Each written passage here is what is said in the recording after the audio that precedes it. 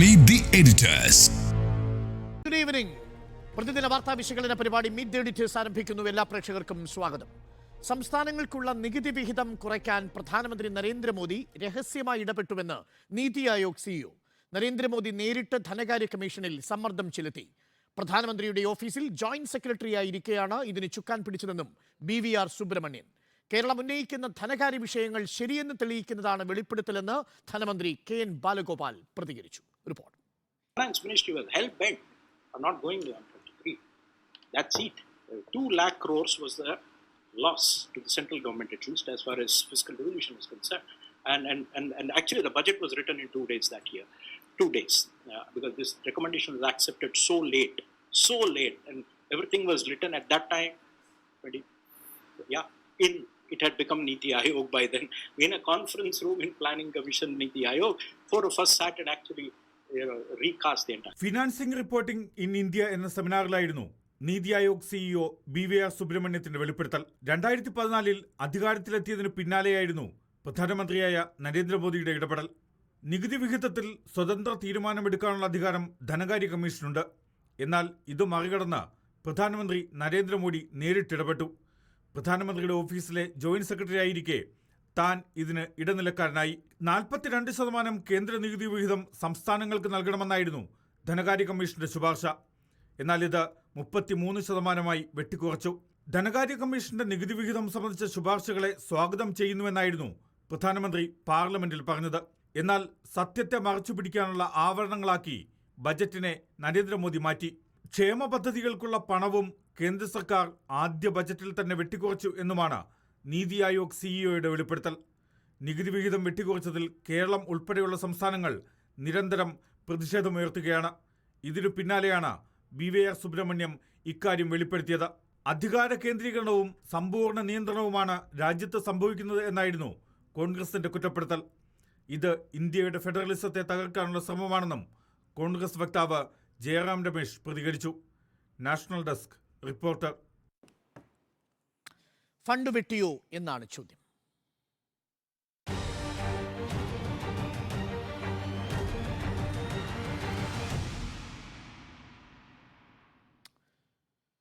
ഉണ്ണി ബാലകൃഷ്ണൻ, ഈ centre for social economic progress financial reporting in India എന്ന വിഷയത്തിൽ നടത്തിയ സെമിനാറിലാണ് നീതി ആയോഗിൻ്റെ കറണ്ട് സിഇഒ കൂടിയായ BVR സുബ്രഹ്മണ്യം വളരെ പ്രധാനപ്പെട്ട ചില വെളിപ്പെടുത്തലുകൾ നടത്തിയിരിക്കുന്നത്. അൽ ജസീറയാണ് ആ വാർത്ത റിപ്പോർട്ട് കളക്റ്റീവ്സിൻ്റെ പേരിൽ പ്രസിദ്ധീകരിച്ചത്. പിന്നീട് മറ്റു മാധ്യമങ്ങളെല്ലാം അതിൽ നിന്ന് ഏറ്റെടുക്കുകയായിരുന്നു. വളരെ ഗുരുതരമായ ആരോപണമാണ് BVR സുബ്രഹ്മണ്യം ഉന്നയിച്ചിരിക്കുന്നതാണ് എൻ്റെ പക്ഷം. കാര്യം അത് അടിസ്ഥാനമായി ഫിസ്ക്കൽ ഫെഡറലിസത്തിന് ചോദ്യം ചെയ്യുന്ന ഒന്നാണ്. കേന്ദ്രം സംസ്ഥാനങ്ങളെ ഞെരുക്കുന്നുവെന്ന ഇപ്പോഴത്തെ വിവാദങ്ങൾക്കിടയിൽ വളരെ പ്രസക്തമാണ് ഈ വാദവും. ഫണ്ട് വെട്ടിക്കുറയ്ക്കാൻ മോദി ഇടപെട്ടുവെന്ന് കരുതുന്നുണ്ടോ? നിശ്ചയമായും അത് ഇപ്പോൾ സുബ്രഹ്മണ്യം CEO ആണല്ലോ, നീതി ആയോഗിൻ്റെ CEO ആണ്. അതൊരു സെർവിങ് ഓഫീസറാണ് അല്ലേ, ഇന്ത്യ ഗവൺമെൻറ്റിലെ ഇപ്പോഴത്തെ സെർവിങ് ഓഫീസറാണ്. അദ്ദേഹം നടത്തുന്ന വെളിപ്പെടുത്തൽ, അദ്ദേഹം കൂടി ഭാഗഭാക്കായ ചർച്ചകളെക്കുറിച്ചാണ് അദ്ദേഹം വെളിപ്പെടുത്തിയിരിക്കുന്നത്. നിശ്ചയമായും അദ്ദേഹത്തെ അവിശ്വസിക്കേണ്ട കാര്യമില്ല. അതുകൊണ്ട് അദ്ദേഹം വെളിപ്പെടുത്തിയിരിക്കുന്നത് ഗുരുതരമായ ഒരു ആരോപണമാണ്. പിന്നെ ഫണ്ട് വെട്ടിക്കുറയ്ക്കാൻ ഇടപെട്ടു എന്നുള്ളതിനകത്ത് ഒരു തർക്കവും വേണ്ട. അത് മാത്രമല്ല, ഇപ്പം അരുൺ സൂചിപ്പിച്ചതുപോലെ ഒട്ടേറെ കാര്യങ്ങൾ ഈ പ്രസംഗത്തിൽ അദ്ദേഹം സൂചിപ്പിക്കുന്നുണ്ട്. അതായത് ഒട്ടേറെ കള്ളത്തരങ്ങൾ കേന്ദ്ര സർക്കാർ പറഞ്ഞുകൊണ്ടിരിക്കുന്നു എന്നാണ്. അതായത് അദ്ദേഹം ഒരു ഘട്ടത്തിൽ പറയുന്നുണ്ട്, ഹിഡൻബർഗ് പോലൊരു ഏജൻസി വന്ന് അന്വേഷിച്ചാൽ ഈ പറയുന്ന പൊള്ളത്തരങ്ങളെല്ലാം വെളിച്ചത്ത് വരും എന്നാണ് അദ്ദേഹം പറയുന്നത്. വെളിച്ചത്ത് വരും എന്നാണ്. നമ്മുടെ രാജ്യം കടന്നു പോകുന്ന സാമ്പത്തിക അവസ്ഥയെക്കുറിച്ചുള്ള യഥാർത്ഥ ചിത്രം പുറത്തു വരണമെങ്കിൽ ശക്തമായൊരു അന്വേഷണം നടക്കണമെന്നും അങ്ങനെ അന്വേഷിച്ചാൽ പല സത്യങ്ങളും പുറത്തു വരുമെന്ന് നീതി ആയോഗിൻ്റെ CEO തന്നെ പറയുമ്പോൾ നമ്മൾ എന്തിനാണ് അക്കാര്യത്തിൽ അവിശ്വസിക്കേണ്ടത്? അപ്പോൾ എന്താണ് നരേന്ദ്രമോദി ഗവൺമെൻറ് കഴിഞ്ഞ 10 വർഷമായി ജനങ്ങളോട് പറഞ്ഞുകൊണ്ടിരുന്നത്? പല കാര്യങ്ങളും യാഥാർത്ഥ്യത്തിന് നിരക്കാത്തതല്ല, അസത്യങ്ങളാണ് എന്നുള്ളത് അദ്ദേഹത്തിൻ്റെ കീഴിൽ സെർവ് ചെയ്യുന്ന ഒരു ഉദ്യോഗസ്ഥൻ തന്നെ വന്നു പറഞ്ഞിരിക്കുകയാണ്. എന്നെ സംബന്ധിച്ചിടത്തോളം ഇത് അത്ഭുതകരമല്ല. ഞാനിപ്പോൾ 1-2 കാര്യങ്ങൾ വളരെ പെട്ടെന്ന് പറയാം. ഇപ്പോൾ കൊച്ചിയിൽ വന്ന് നരേന്ദ്രമോദി നടത്തിയ പ്രസംഗത്തിൽ അദ്ദേഹം പറയുന്നുണ്ട് 25 കോടി ജനങ്ങൾ ദാരിദ്ര്യത്തിന് പുറത്തേക്ക് വന്നു എന്ന് പറയുന്നുണ്ട്. 25 കോടി ജനങ്ങളാണ് ഈ പറഞ്ഞ 10 വർഷം കൊണ്ട് രാജ്യത്തിൻ്റെ ദാരിദ്ര്യ രേഖയ്ക്ക് പുറത്തേക്ക് വന്നത് എന്ന് പറയുമ്പോൾ, ഒരു പ്രധാനമന്ത്രി പ്രസംഗിക്കുമ്പോൾ അതിനൊരു ഒരു ഒരു എന്താ പറയുക, അതിൻ്റെ ഫാക്റ്റ് പറയുമ്പോൾ ഏത് കണക്ക് വെച്ചിട്ടാണ് ഇത് പറയുന്നത് എന്നൊക്കെയുള്ളത് വ്യക്തമാക്കേണ്ടതുണ്ട്. അദ്ദേഹം ഒരു പൊളിറ്റിക്കൽ പ്രസംഗമാണ് നടത്തിയത്. ആ രാഷ്ട്രീയ പ്രസംഗത്തിൽ അദ്ദേഹം പറയുമ്പോൾ മറ്റൊരു വസ്തുത നമ്മുടെ നാട്ടിൽ നിലനിൽക്കുന്നതെന്ന് അറിയോ? ഇപ്പോഴും 80 കോടി ജനങ്ങൾക്ക് നമ്മൾ സൗജന്യ റേഷൻ കൊടുക്കുന്നു എന്നുള്ളതാണ്. അതായത് 25 കോടി ജനങ്ങളെ ഈ ദാരിദ്ര്യരേഖയ്ക്ക് പുറത്ത്, പട്ടിണിയിൽ നിന്ന് പുറത്തേക്ക് കൊണ്ടുവരുന്നു എന്ന് പറഞ്ഞ കൊണ്ടുവന്ന് കഴിഞ്ഞിരിക്കുന്നു എന്ന് പറയുന്ന രാജ്യത്ത് 80 കോടിയിലേറെ പേർക്ക് സൗജന്യ റേഷൻ നൽകിക്കൊണ്ടിരിക്കുന്നത് എന്തിനാണെന്ന് കോൺഗ്രസ് അന്ന് തന്നെ ചോദിക്കുന്നുണ്ട്. അപ്പോൾ ഇത്തരം കണക്കുകൾ പറഞ്ഞ് നമ്മളെ പറ്റിച്ചുകൊണ്ടിരിക്കുന്നു എന്നുള്ളതാണല്ലോ ഇപ്പോൾ വെളിച്ചത്ത് വന്നുകൊണ്ടിരിക്കുന്ന ഒരു കാര്യമെന്ന് പറയുന്നത്. നോക്കൂ, കഴിഞ്ഞ 10 വർഷമായ അരുണേ, ഈ രാജ്യത്തെ ഏറ്റവും പ്രധാനപ്പെട്ട ഒരു സ്കീമാണ് ഈ MNREGA എന്ന് പറയുന്നത്, അല്ലേ, തൊഴിലുറപ്പ് പദ്ധതി എന്ന് പറയുന്നത്. യഥാർത്ഥത്തിൽ തൊഴിലുറപ്പ് പദ്ധതി എന്ന് പറയുന്നത് UPA സർക്കാരിൻ്റെ ഒരു പദ്ധതിയാണ്. ആ പദ്ധതി 2004 അധികാരത്തിൽ വന്ന UPA സർക്കാരിന് വലിയ മുന്നേറ്റവും അംഗീകാരവുമാണ് ജനങ്ങൾക്കിടയിൽ കൊടുത്തത്. അതുകൊണ്ടാണ് 2009 ഈ ഒറ്റ പദ്ധതിയുടെ അടിസ്ഥാനത്തിലാണ് തൊഴിലുറപ്പ് നിയമം എന്ന് പറയുന്നത്. നിങ്ങൾക്ക് ഒരു വർഷത്തെ നിശ്ചിത ദിവസം തൊഴിൽ ലഭിക്കുന്നു എന്ന് പറയുന്ന വളരെ അംബീഷ്യസ് ആയ ഒരു പ്രോജക്റ്റായിരുന്നു. അത് ഇന്ത്യയിലെ ഗ്രാമങ്ങളിലേക്ക് ആ സർക്കാരിൻ്റെ ഒരു എന്താ പറയുക ഇടപെടൽ എത്തിക്കുകയും അങ്ങനെ ഗ്രാമീണരായ ജനങ്ങൾക്ക് തൊഴിൽ കിട്ടുകയും ചെയ്യുന്ന ഒരു പദ്ധതിയായത് മാറിയതോടുകൂടി 2009 എന്താ സംഭവിച്ചത്? വലിയ ഭൂരിപക്ഷത്തോടുകൂടിയാണ് കോൺഗ്രസ് വീണ്ടും അധികാരത്തിൽ വന്നത്. ഈ ഒറ്റ പദ്ധതിയുടെ പേരിലാണ് 2009 വീണ്ടും അധികാരത്തിൽ വരുന്നത്. 991 നരസിംഹറാവു അധികാരത്തിൽ വരുമ്പോൾ മാത്രമാണ് കോൺഗ്രസ് 200 സീറ്റിന് മുകളിൽ കിട്ടിയത്. പിന്നെ ഇങ്ങോട്ടേക്കല്ല 200 താഴെ സീറ്റാണ് കിട്ടിയിട്ടുള്ളത്. 2009 വീണ്ടും മൻമോഹൻ സിംഗ് അധികാരത്തിൽ വരുന്നത് 200 മുകളിൽ സീറ്റ് എത്തിച്ചുകൊണ്ടാണ് കോൺഗ്രസ് വളർന്നു വരുന്നത്. അതിൻ്റെ ഒറ്റ കാരണം എന്ന് പറഞ്ഞാൽ MNREGA പദ്ധതിയാണ്, തൊഴിലുറപ്പ് പദ്ധതിയാണ്. ഈ തൊഴിലുറപ്പ് പദ്ധതിയുമായി ബന്ധപ്പെട്ട് 10 വർഷമായി ഓഡിറ്റിംഗ് നടന്നിട്ടില്ല ഇന്ത്യയിൽ. C&AG ഓഡിറ്റ് ചെയ്യേണ്ട ഒരു കാര്യമാണ്. 10 വർഷമായി ഈ കാര്യത്തിൽ ഓഡിറ്റിംഗ് നടന്നിട്ടില്ല എന്ന് മാത്രവുമല്ല, C&AG ഇപ്പോൾ എന്തെങ്കിലും കാര്യങ്ങൾ ഓഡിറ്റ് ചെയ്യുന്നുണ്ടോ? എന്ത് CAG റിപ്പോർട്ടാണ് ഇപ്പോൾ നമുക്ക് അവൈലബിൾ ആയിട്ടുള്ളത്? CAG ചില കാര്യങ്ങൾ പുറത്തു കൊണ്ടുവന്നു. ഒന്ന്, ദ്വാരക എക്സ്പ്രസ് ഹൈവേയുമായി ബന്ധപ്പെട്ട് വലിയ തട്ടിപ്പും അഴിമതിയും നടന്നിരിക്കുന്നു എന്ന റിപ്പോർട്ട് C&AG സമർപ്പിച്ചപ്പോൾ എന്താ സംഭവിച്ചതെന്നറിയാമോ? 2 ഉദ്യോഗസ്ഥരെ സ്ഥാനം മാറ്റി. ഇനി ആയുഷ്മാൻ ഭാരത് ഈ സർക്കാരിൻ്റെ വലിയ പ്രോജക്റ്റായിട്ടാണ് പറയുന്നത്. ആയുഷ്മാൻ ഭാരത് വലിയ അഴിമതിയാണ് എന്ന് C&AG കണ്ടെത്തിയപ്പോൾ എന്താ സംഭവിച്ചത്? ആ റിപ്പോർട്ട് അയാളെ ട്രാൻസ്ഫർ ചെയ്തു. എന്നിട്ട് ഈ ട്രാൻസ്ഫർ വെർബൽ ഓർഡറാണ്.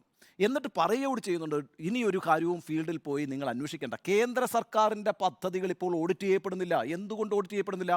ഓരോ മന്ത്രാലയത്തിലും നടന്നുകൊണ്ടിരിക്കുന്ന വലിയ അഴിമതികൾ C&AG കണ്ടെത്തിക്കൊണ്ടിരിക്കുന്നു എന്നുള്ളത് കൊണ്ട് ഓഡിറ്റിംഗ് തന്നെ നിർത്തിയിരിക്കുന്നു. എത്ര ഏകാധിപത്യപരമാണ് എന്നൊന്ന് ആലോചിച്ച് നോക്കൂ. അതായത് C&AGയുടെ ഒരു റിപ്പോർട്ടിൻ്റെ പേരിലാണല്ലോ നരേന്ദ്രമോദി അധികാരത്തിൽ വന്നത്. നമുക്കെല്ലാം ഓർമ്മയുണ്ടല്ലോ 2G സ്പെക്ട്രം അഴിമതി, അതുപോലെ തന്നെ കൽക്കരി കുംഭകോണം. ഈ 2 അഴിമതികളും ഇന്ത്യയിലുടനീളം ചർച്ച ചെയ്യപ്പെട്ടത് C&AGയുടെ റിപ്പോർട്ടാണ്. ആ റിപ്പോർട്ടിൻ്റെ പേരിൽ പ്രചാരണം നടത്തി അധികാരത്തിൽ വന്ന നരേന്ദ്രമോദിയുടെ കീഴിലുള്ള C&AG യാതൊന്നും ഇപ്പോൾ ഓഡിറ്റ് ചെയ്യുന്നില്ല. അപ്പോൾ ഇതെല്ലാം കള്ളത്തരമാണ്. നിങ്ങൾക്ക് വേറൊരു കാര്യം അറിയാമോ? ഈ പറയുന്ന NJAC എന്ന് പറഞ്ഞിട്ടൊരു കമ്മീഷനെ നിയോഗിച്ചിരുന്നു. അതായത് നാഷണൽ ജുഡീഷ്യറി അപ്പോയിൻമെൻറ്റ്സ് കമ്മിറ്റി, അല്ലേ? ഈ പറയുന്ന NJAC എന്തായിരുന്നു ഉദ്ദേശിച്ചത്? NJAC കൊണ്ട് എന്താ ഉദ്ദേശിച്ചത്? അതായത് രാജ്യത്തെ സുപ്രീം കോടതി ജഡ്ജിമാരെയും അതുപോലെ തന്നെ എല്ലാ ഹൈക്കോടതി ജഡ്ജിമാരെയും ഇപ്പോൾ തീരുമാനിച്ചുകൊണ്ടിരിക്കുന്നത് സുപ്രീം കോടതി ജഡ്ജിമാരുടെ കൊളീജിയമാണ്. ആ കൊളീജിയത്തിൻ്റെ പവർ എടുത്തു കളഞ്ഞുകൊണ്ട് NJAC ആക്ട് അങ്ങോട്ട് കൊണ്ടുവന്നു. എന്താണ് ഈ NJAC ആക്ട് കൊണ്ടുവരുന്നത് എന്താണെന്ന് വെച്ചാൽ, സർക്കാരിന് പ്രിയമുള്ള ആളുകളെ എല്ലാ സുപ്രീം കോടതി ജഡ്ജിമാരായിട്ട് നിയമിക്കാം, എല്ലാ സംസ്ഥാനങ്ങളിലെയും ഹൈക്കോടതി ജഡ്ജിമാരായിട്ട് നിയമിക്കാം. എന്തിനായിരുന്നു അങ്ങനെ കൊണ്ടുവരുന്നത്? എന്താണ് അതിൻ്റെ ഇൻറ്റൻഷൻ? നോക്കൂ, ഈ രീതിയിലൊക്കെ വളരെ സൂക്ഷ്മമായി ജുഡീഷ്യറിയെ പിടിക്കുക, അതേപോലെ തന്നെ C&AGയെ നിശബ്ദമാക്കുക, കള്ളക്കണക്കുകൾ പറഞ്ഞുകൊണ്ട് പ്രചാരണം നടത്തുക, ഈ രീതികളൊക്കെ പിന്തുടർന്നുകൊണ്ടിരിക്കുന്ന ഒരു സർക്കാരിനെ സംബന്ധിച്ചാണ് ഈ വെളിപ്പെടുത്തൽ വന്നിരിക്കുന്നത്. ഞാൻ അത്ഭുതകരമായി അതിനെ കാണുന്നതേയില്ല. എന്തായിരുന്നു അതിൻ്റെ ഉദ്ദേശം? അതുകൂടി പറഞ്ഞുകൊണ്ട് ഞാൻ ആദ്യം എൻ്റെ കമൻറ്റ് അവസാനിപ്പിക്കാം. ഇപ്പോൾ ഫിനാൻസ് കമ്മീഷനെ ഇൻറ്റിമിഡേറ്റ് ചെയ്തുകൊണ്ട് അവരുടെ അധികാരത്തിൽ ഇടപെട്ടുകൊണ്ട് ഈ പണം ഈ ഷെയർ വെട്ടിക്കുറയ്ക്കുക എന്ന് പറയുമ്പോൾ യഥാർത്ഥത്തിൽ സെൻറ്റർ കൂടുതൽ പവർഫുൾ ആവുകയാണ് ചെയ്യുന്നത്. കൂടുതൽ പണം അവരുടെ കയ്യിലേക്ക് വരുന്നു. ആ പണത്തിൻ്റെ അടിസ്ഥാനത്തിൽ കൂടുതൽ സ്കീംസ് സെൻട്രൽ ഗവൺമെൻറ്റിന് കൈകാര്യം ചെയ്യാൻ പറ്റും. അതേസമയം കംപ്ലീറ്റ് ആയിട്ട് നമ്മുടെ ഈ സ്റ്റേറ്റ് ഗവൺമെൻറ്റുകൾ സെൻട്രൽ ഗവൺമെൻറ്റിനോട് ഡിപ്പെൻഡൻ്റ് ആകും, ഫിനാൻഷ്യലി ഡിപ്പെൻഡൻ്റ് ആകും. ഫിനാൻഷ്യലി ഡിപ്പെൻഡൻ്റ് ആകുന്ന ഒരു സ്റ്റേറ്റിന് എന്ത് ഓട്ടോണമിയാണുള്ളത്? അപ്പോൾ സ്റ്റേറ്റിൻ്റെ ഓട്ടോണമി ഇല്ലാതാക്കുക എന്നുള്ളതാണ്. നിങ്ങൾ ഈ ഫിനാൻഷ്യൽ പവർ ആയിരിക്കുമ്പോഴാണ് നിങ്ങൾക്ക് ഒരു ഓട്ടോണമസ് ആയിട്ടുള്ള നിങ്ങൾക്കൊരു ശക്തി ഉണ്ടാവുക. ആ ശക്തിയെ ഇല്ലായ്മ, എന്തിനാണ് ആ ശക്തി ഇല്ലായ്മയെന്ന്, എന്താണ് അതിൻ്റെ ഇൻറ്റൻഷൻ? ഇപ്പോൾ കേരളത്തെ പീഡിപ്പിച്ച് കളയാം, ബംഗാളിനെ പീഡിപ്പിച്ച് കളയാം എന്നൊക്കെ തീരുമാനിക്കുമ്പോൾ അതിനകത്തൊരു പ്രതിപക്ഷ സ്വഭാവം ഉണ്ട്. അവർ മാത്രമല്ലല്ലോ ഈ പീഡനത്തിന് ഇരയാകുക. രാജ്യത്തെ എല്ലാ സ്റ്റേറ്റുകളും, അതായത് BJP ഭരിക്കുന്ന അടക്കമുള്ള സ്റ്റേറ്റുകളും ഈ പറയുന്ന പീഡനത്തിന് ഇരയാകും. എന്താണ് അതിൻ്റെ ഉദ്ദേശം? നോക്കൂ, ഞങ്ങൾ ഓൾ പവർഫുൾ സെൻറ്റർ എന്ന് പറയുന്ന ഒരു കൺസെപ്റ്റാണ്. അപ്പം ഞങ്ങളാണ് ഫിനാൻഷ്യലി എല്ലാ കാര്യങ്ങളും ചെയ്യേണ്ടത്. നിങ്ങൾ ഞങ്ങളെ ഡിപ്പെൻഡ് ചെയ്തുകൊണ്ട് നിൽക്കുക. ഞങ്ങളൊരു ഓഹരി അങ്ങോട്ട് തരും, അത് വെച്ച് നിങ്ങൾ നിങ്ങളുടെ കാര്യങ്ങളൊക്കെ ചെയ്തുകൊണ്ടിരിക്കുക, ബാക്കി എല്ലാ കാര്യങ്ങളും ഞങ്ങൾ നടത്തിക്കൊണ്ടിരിക്കുക. അങ്ങനെ ഒരു ഓൾ പവർഫുൾ സ്റ്റേറ്റ്, അതാണ് ഞാൻ നേരത്തെ ചൂണ്ടിക്കാണിച്ചത്. അതിൻ്റെ ഭാഗമായിട്ടാണ് ജുഡീഷ്യറി ഭരിക്കുന്നത്. ഈ NJC ഒക്കെ വരുന്നത് അതിൻ്റെ ഭാഗമായിട്ടാണ്. അപ്പോൾ നീതി നിർവഹണത്തെ നിയന്ത്രിക്കുക, അതേപോലെ CNDG നിശബ്ദമാക്കുക, ഒരു തരത്തിലുള്ള ഓഡിറ്റിംഗും വേണ്ട, എല്ലാം ഞങ്ങൾ ചെയ്തോളാം, നിങ്ങളൊരു കുഴപ്പവും കണ്ടുപിടിക്കേണ്ട, ഇനി കണ്ടുപിടിച്ച് കഴിഞ്ഞാൽ നിങ്ങൾ ശിക്ഷിക്കപ്പെടും, ഈ രീതിയിലുള്ള മെസ്സേജ് നൽകുക. ആ അർത്ഥത്തിൽ എല്ലാ തരത്തിലുള്ള ഏകാധിപത്യ പ്രവണതകളും സൂക്ഷ്മമായും സ്ഥൂലമായും നിർവഹിച്ചുകൊണ്ടിരിക്കുന്ന ഒരു സർക്കാർ ഈ പറഞ്ഞ അതിൻ്റെ തുടക്കം, അതായത് 2014 ഓഗസ്റ്റിൽ, അതായത് 2014 ഓഗസ്റ്റ് 13-നും 14-നുമാണ് ഈ NJC പിന്നെ നിയമം ലോക്സഭയും രാജ്യസഭയും പാസ്സാക്കുന്നത്. എന്ന് പറഞ്ഞാൽ എത്ര മാസമായെന്നറിയാമോ? 3 മാസമായിട്ടുള്ളൂ സർക്കാർ വന്ന്. അപ്പം തന്നെ ഈ പറയുന്ന ജുഡീഷ്യറിയെ പിടിക്കുക എന്നുള്ളതാണ് തീരുമാനം. അതിൻ്റെ തൊട്ട് മുന്നെയാണ് ഈ പറയുന്ന 2015 ബജറ്റിന് തൊട്ട് മുന്നെയാണ് ഈ ഫിനാൻസ് പിന്നെ വെട്ടിക്കുറയ്ക്ക കമ്മീഷനെ പിടിച്ച് തീരുമാനിക്കുന്നത്. അപ്പോൾ ഈ രീതിയിൽ ഏകാധിപത്യ പ്രവണത സൂക്ഷ്മമായും സ്ഥൂലമായും പ്രയോഗിച്ചുകൊണ്ടിരിക്കുന്ന ഒരു സർക്കാർ ഇതെല്ലാം ചെയ്യും. അതുകൊണ്ട് ഈ വെളിപ്പെടുത്തൽ അത്ഭുതകരമല്ല. പക്ഷേ ഈ വെളിപ്പെടുത്തൽ നമ്മളെ സംബന്ധിച്ചിടത്തോളം, ഓരോ പൗരനെ സംബന്ധിച്ചിടത്തോളം ഇരുത്തി ചിന്തിപ്പിക്കേണ്ട ഒരു കാര്യമാണ്. നമുക്ക് അവകാശപ്പെട്ടതിന് മേൽ ഒരു വിഭാഗം ധാർഷ്ട്യത്തോടുകൂടി അധികാരം സ്ഥാപിക്കുന്നുവെങ്കിൽ ആ അധികാരം ചോദ്യം ചെയ്യപ്പെടേണ്ടതാണ് എന്നാണ് ആദ്യ സമയത്ത് എനിക്ക് പറയാനുള്ളത്. ഞാനും പൂർണ്ണമായും ഫണ്ട് വെട്ടി എന്ന് തന്നെയാണ് കണക്കാക്കുന്നത്. ഇതിൽ BVR സുബ്രഹ്മണ്യത്തിൻ്റെ വെളിപ്പെടുത്തലുകളെ അവിശ്വസിക്കേണ്ടതില്ല എന്ന നിലപാടാണ് എനിക്കുള്ളത്. ഭരണഘടനയുടെ ധാർമ്മികതയില്ലാത്ത ഒരു ഭരണകൂടം എപ്പോഴും നിലവിൽ ഭരണഘടനയെ നിലനിർത്തിക്കൊണ്ട് തന്നെ ജനാധിപത്യത്തെ അട്ടിമറിക്കുമെന്ന് പറഞ്ഞത് അംബേദ്കറാണ്. ഭരണഘടനയുടെ അടിസ്ഥാന സ്വഭാവങ്ങളിലൊന്നാണ് ഫെഡറലിസം. ആ ഫെഡറലിസത്തെ ഫെഡറലിസമായി നിലനിർത്തുന്നത് 270 പ്രകാരം ഭരണഘടന നൽകുന്ന ഫിനാൻസ് കമ്മീഷൻ്റെ അധികാരങ്ങളാണ്. ആ ഫിനാൻസ് കമ്മീഷൻ്റെ അധികാരത്തിലേക്ക് നിങ്ങൾ എപ്പോൾ കടന്നു കയറുന്നോ അപ്പോൾ നിങ്ങൾ ഫിസ്ക്കൽ ഫെഡറലിസത്തിൻ്റെ കാതലിനെ നശിപ്പിക്കുകയാണ്. അതുകൊണ്ട് തന്നെ ഇതൊരു അമിതാധികാര പ്രയോഗമാണ്. ഇതൊരു കേന്ദ്രീകരണത്തിൻ്റെ സൂചനയായിരുന്നു. 3, ഇത് ഫെഡറലിസത്തെ തുരങ്കം വയ്ക്കാനുള്ളതാണ്. ഇത് 3മാണ് കോൺഗ്രസ് കണ്ടെത്തിയിരിക്കുന്ന ഇതുമായി ബന്ധപ്പെട്ടുള്ള പ്രതികരണം. ഈ 3ഉം ശരി തന്നെയാണ് എന്നതാണ് എൻ്റെ പക്ഷം. ഇതെങ്ങനെയെന്ന് ഞാൻ ചുരുങ്ങിയ വാക്കുകളിൽ പറയാം. എന്താണ് യഥാർത്ഥത്തിൽ സംഭവിച്ചത്? 14ാം ഫിനാൻസ് കമ്മീഷൻ YV റെഡ്ഡിയുടെ അധ്യക്ഷതയിൽ സംസ്ഥാനങ്ങൾക്ക് കേന്ദ്രം കൊടുക്കേണ്ടത് എത്ര ശതമാനം നികുതിയാണ് എന്ന് തീരുമാനിക്കുന്നു. കണക്കുകളുടെ അടിസ്ഥാനത്തിൽ അവർ കണ്ടെത്തുന്നു 42%. സംസ്ഥാനത്തിന് കേന്ദ്രത്തിൻ്റെ പൂളിൽ നിന്ന് കൊടുക്കേണ്ടത് 42% നികുതിയാണ്. അതെങ്ങനെയാണ് ഫിനാൻസ് കമ്മീഷൻ കണ്ടെത്തുന്നത്? ഫിനാൻസ് കമ്മീഷൻ ഒരു ഇൻഡിപെൻഡൻറ്റ് ബോഡിയാണ്, ഒരു കോൺസ്റ്റിറ്റ്യൂഷണൽ ബോഡിയാണ്. അപ്പോൾ ആ ഫിനാൻസ് കമ്മീഷൻ അത് കണ്ടെത്തുന്നത് സംസ്ഥാനങ്ങളിലെ ഫിനാൻസ് കമ്മീഷനുമായി ചർച്ച ചെയ്ത്, സംസ്ഥാനങ്ങളുമായിട്ട് ആലോചിച്ച്, സംസ്ഥാനങ്ങളിലെ ധനമന്ത്രിമാരെ കൂടി കണ്ട് ആ ഫിനാൻസ് കമ്മീഷൻ തയ്യാറാക്കിയിരിക്കുന്ന വിഹിതമാണ് 42%. ആ 42% കൊടുക്കാൻ 14ാമത്തെ ഫിനാൻസ് കമ്മീഷൻ തീരുമാനിക്കുമ്പോൾ അധികാരത്തിലേക്ക് എത്തുന്ന നരേന്ദ്രമോദി ഗവൺമെൻറ് ഒരു ലെയ്സൺ ഓഫീസറായി BVR സുബ്രഹ്മണ്യത്തെ കൂടെ കൂട്ടി YV റെഡ്ഡിയെ കാണുന്നു. എന്നിട്ട് 42% എന്നുള്ളത് 32%, അതായത് 33%ആക്കി കുറയ്ക്കാൻ ആവശ്യപ്പെടുന്നു. 9% കുറയ്ക്കാൻ മാത്രം കൂട്ടിയാൽ മതി. അതായത് ലെയ്സൺ ഓഫീസറാണ് ആര്? ഈ BVR. ഇപ്പോൾ വെളിപ്പെടുത്തിയിരിക്കുന്നത് ഇത് കേട്ടയാളാണ്, ദൃക്സാക്ഷിയായിരുന്നയാളാണ്. അന്ന് ലെയ്സൺ ഓഫീസറായിരുന്നു, ജോയിന്റ് സെക്രട്ടറി ആയിരിക്കുന്ന സമയത്ത്. അപ്പോൾ എന്താണ് ഈ BVR സുബ്രഹ്മണ്യത്തോട് YV റെഡ്ഡി പറയുന്നത്? റിസർവ് ബാങ്ക് ഗവർണറായ YV റെഡ്ഡി പറയുന്നത് ഗോ ആൻഡ് ടെൽ യുവർ, പറയുന്ന വാക്കിങ്ങനെയാണ്, അപ്പാ go and tell your boss that he has no choice. പ്രധാനമന്ത്രിക്ക് കീഴ്പ്പെട്ടിട്ടില്ല 14ാമത്തെ ധനകാര്യ കമ്മീഷൻ എന്നുള്ളതാണ് ഏറ്റവും പ്രധാനപ്പെട്ട കാര്യം. അതുകൊണ്ട് തന്നെ പ്രധാനമന്ത്രിക്ക് പാർലമെന്റിലേക്ക് എത്തുമ്പോൾ താൻ ഫിനാൻസ് കമ്മീഷനോട് എന്ത് നിർബന്ധമാണോ ചെലുത്തിയതെന്ന് മറച്ചു വെച്ചുകൊണ്ട് സംസാരിക്കേണ്ടി വരുന്നു. ഇതാ 42% സംസ്ഥാനങ്ങൾക്ക് നൽകുകയാണ് ഈ സർക്കാർ എന്ന് പറയുമ്പോൾ എത്ര ലജ്ജാകരമായിട്ടാണ് പ്രധാനമന്ത്രി ആ പാർലമെന്റിൽ സംസാരിക്കുന്നു നോക്കൂ. ഒരു ഭാഗത്ത് സ്വാധീനിക്കാൻ ശ്രമിക്കുന്നു, ആ സ്വാധീനത്തിന് വഴങ്ങുന്നില്ല എന്ന് കാണുമ്പോൾ 48 മണിക്കൂർ കൊണ്ട് ബഡ്ജറ്റ് തിരുത്തുന്നു. അതിൽ ഓർമ്മിക്കണം പ്രിയപ്പെട്ട പ്രേക്ഷകരെ, 2013 വരെ സെസ്സിൻ്റെ ഇനത്തിൽ മാത്രം കേന്ദ്ര സർക്കാർ 13% സെസ് ഏർപ്പെടുത്തിയിരുന്നതെങ്കിൽ ഇന്ന് 2023 എത്തി നിൽക്കുമ്പോൾ ആ കണക്ക് 17.37% എന്ന് പറഞ്ഞാൽ ധനകാര്യ കമ്മീഷൻ കീഴടങ്ങിയില്ലെങ്കിൽ കേന്ദ്ര ബഡ്ജറ്റ് ഉപയോഗിച്ച് ധനകാര്യമന്ത്രി സെസ് ഉപയോഗിച്ചുകൊണ്ട് ആ കേന്ദ്രത്തിൻ്റെ ഡിവിഷൻ പൂള് കൂട്ടുകയും സംസ്ഥാനങ്ങളുടെ ഷെയർ നിഷേധിക്കുകയും ചെയ്യും. ഇതിൻ്റെ ആത്യന്തികമായ ഫലം എന്താണ്? സംസ്ഥാനങ്ങൾ കൈകാര്യം ചെയ്യേണ്ട ജനക്ഷേമ പദ്ധതികൾക്കുള്ള ഫണ്ട് കുറയും. അതാണ് സംഭവിച്ചിരിക്കുന്നത്. ഇത് ശരിയാണോ എന്ന് നോക്കാൻ കണക്കുകളിലേക്ക് കൂടി പോയാൽ വ്യക്തമായിരിക്കും. നേരത്തെ ഉണ്ണി ബാലകൃഷ്ണൻ പറഞ്ഞതുപോലെ തൊഴിലുറപ്പ് പദ്ധതിക്ക് കേന്ദ്ര സർക്കാർ കൊടുത്തുകൊണ്ടിരിക്കുന്ന വിഹിതത്തിൽ കുറവ് സംഭവിച്ചിട്ടുണ്ടോ? ഉണ്ട്. UPA സർക്കാരിൻ്റെ കാലത്ത് 0.4% ഓഫ് ദി GDP, രാജ്യത്തിൻ്റെ മൊത്തം ആഭ്യന്തര ഉൽപ്പാദനത്തിൻ്റെ 0.4% തൊഴിലുറപ്പ് പദ്ധതിക്ക് കൊടുത്തിരുന്നതെങ്കിൽ 0.2% ആയിട്ട് അത് കുറയുന്നു. അതായത് കഴിഞ്ഞ തവണ കൊടുത്ത UPA സർക്കാർ കൊടുത്തതിനെ അപേക്ഷിച്ച് 32% കുറവുണ്ടാവുന്നു. ഈ സർക്കാർ കൊടുത്തതിൽ നിന്ന് തന്നെ 32% കുറവ് 2022 അപേക്ഷിച്ചുണ്ടാവുന്നു. തൊഴിലുറപ്പ് പദ്ധതിയുടെ ഒറ്റ കണക്ക് മതി. രണ്ടാമത്തെ കണക്ക് പറയാം. ഗ്രാമീണ മേഖലയിലെ വികസനവുമായി ബന്ധപ്പെട്ടുകൊണ്ട് UPA സർക്കാരിൻ്റെ കാലത്തും NDA സർക്കാരിൻ്റെ കാലത്തുമുള്ള കണക്കുകൾ നമ്മുടെ മുന്നിലുണ്ട്. ഗ്രാമീണ മേഖലയിൽ 28% വികസനത്തിന് വേണ്ടിയിട്ട് ഷെയർ കൊടുത്തിരുന്നതെങ്കിൽ അത് 17% കുറയുന്നു. സ്ത്രീകളുടെയും കുട്ടികളുടെയും ശിശുക്ഷേമ സമിതിയുമായി ബന്ധപ്പെട്ടുകൊണ്ടും ശിശുക്ഷേമ മന്ത്രാലയത്തിന് കൊടുത്തിരുന്നത് 36,000 കോടിയാണെങ്കിൽ 18,000 കോടിയായിട്ട് കുറയ്ക്കാൻ ആവശ്യപ്പെടുന്നു. ഇതെല്ലാം സംഭവിക്കുന്നത് എങ്ങനെയാണ്? സെസ് വഴി കേന്ദ്രം കൂടുതൽ ധനവിനിയോഗം നടത്തുകയും അത് സംസ്ഥാന സർക്കാരുകൾക്ക് കൊടുക്കാതിരിക്കുകയും ചെയ്യുന്നൊരവസ്ഥയുണ്ടാവുന്നു. ഇതാണ് യഥാർത്ഥത്തിൽ നടക്കുന്നത്. അപ്പോൾ രണ്ട് രീതിയിലാണ്. ഒന്ന്, ഫിനാൻസ് കമ്മീഷനെ സ്വാധീനിച്ച് സംസ്ഥാനങ്ങൾക്ക് അവകാശപ്പെട്ട ഫണ്ട് കൊടുക്കാതിരിക്കുന്നു. രണ്ട്, ഫിനാൻസ് കമ്മീഷൻ അതിന് കീഴടങ്ങാതിരിക്കുന്ന ഘട്ടത്തിൽ അതെന്ത് ചെയ്യുന്നു? സെസ് ഉപയോഗിച്ചുകൊണ്ട് സംസ്ഥാന സർക്കാരുകൾക്ക് ടാക്സ് കൊടുക്കേണ്ടാത്ത രീതിയിലേക്ക് നികുതി ഘടനയെ പരിഷ്കരിക്കുന്നു. ഈ രണ്ടു കാര്യങ്ങളും ചെയ്യുന്നത് വഴി ഫിസ്ക്കൽ ഫെഡറലിസത്തിന് തുരങ്കം വയ്ക്കുന്നു. ഫിസ്ക്കൽ ഫെഡറലിസത്തെ തുരങ്കം വെച്ചാൽ അത് ഭരണഘടനയുടെ അടിസ്ഥാന തത്വത്തെയാണ് തുരങ്കം വയ്ക്കുന്നത്. ഭരണഘടന മാറ്റാതെ ഒരു യൂണിറ്ററി സ്റ്റേറ്റ് എന്ന് പറയുന്ന അമിത കേന്ദ്രീകരണത്തിലേക്കുള്ള യാത്രയാണ്. അതിൻ്റെ സൂചനയാണ് ഇത് കണ്ടത്. അതുകൊണ്ട് തന്നെ ഈ വെളിപ്പെടുത്തൽ വളരെ നിർണായകമാണ്, വളരെ പ്രധാനപ്പെട്ടതാണ്. കേരളമടക്കമുള്ള സംസ്ഥാനങ്ങൾ ഉന്നയിച്ചുകൊണ്ടിരിക്കുന്ന കേന്ദ്രം കേരളത്തെ ഞെരുക്കുന്നു എന്ന് പറയുന്നത് ശരിവെക്കുന്നതാണ്. പറയുന്നത് ഇപ്പോഴും സെർവ് ചെയ്തുകൊണ്ടിരിക്കുന്ന നീതി ആയോഗിന്റെ CEO ആണ് എന്നത് ഗുരുതരമാക്കുന്നു എന്നാണ് എൻ്റെ വിലയിരുത്തൽ. MV നികേഷ് കുമാർ. നാളെ ഡിവൈഎഫ്ഐ മനുഷ്യച്ചങ്ങല സംഘടിപ്പിക്കുന്ന ദിവസമാണ്. കേരളം ഒരു മനുഷ്യച്ചങ്ങലയായി കേന്ദ്രത്തിൻ്റെ അവഗണനയ്ക്കെതിരെ പ്രതിഷേധിക്കുന്ന ദിവസമാണ്. അത് ഡിവൈഎഫ്ഐ എന്ന് പറയുന്നത് കേരളത്തിലെ ഭരിക്കുന്ന ഒരു പാർട്ടിയുടെ യുവജന സംഘടന എന്നുള്ള നിലയിൽ 8-ാം തീയതിയാണ് നമ്മൾ ഡൽഹിയിൽ പോയി കേരളത്തിലെ LDF MLA-മാരും MP-മാരും മന്ത്രിമാരും ഒക്കെ തന്നെയും സമരം നടത്തുന്നത്.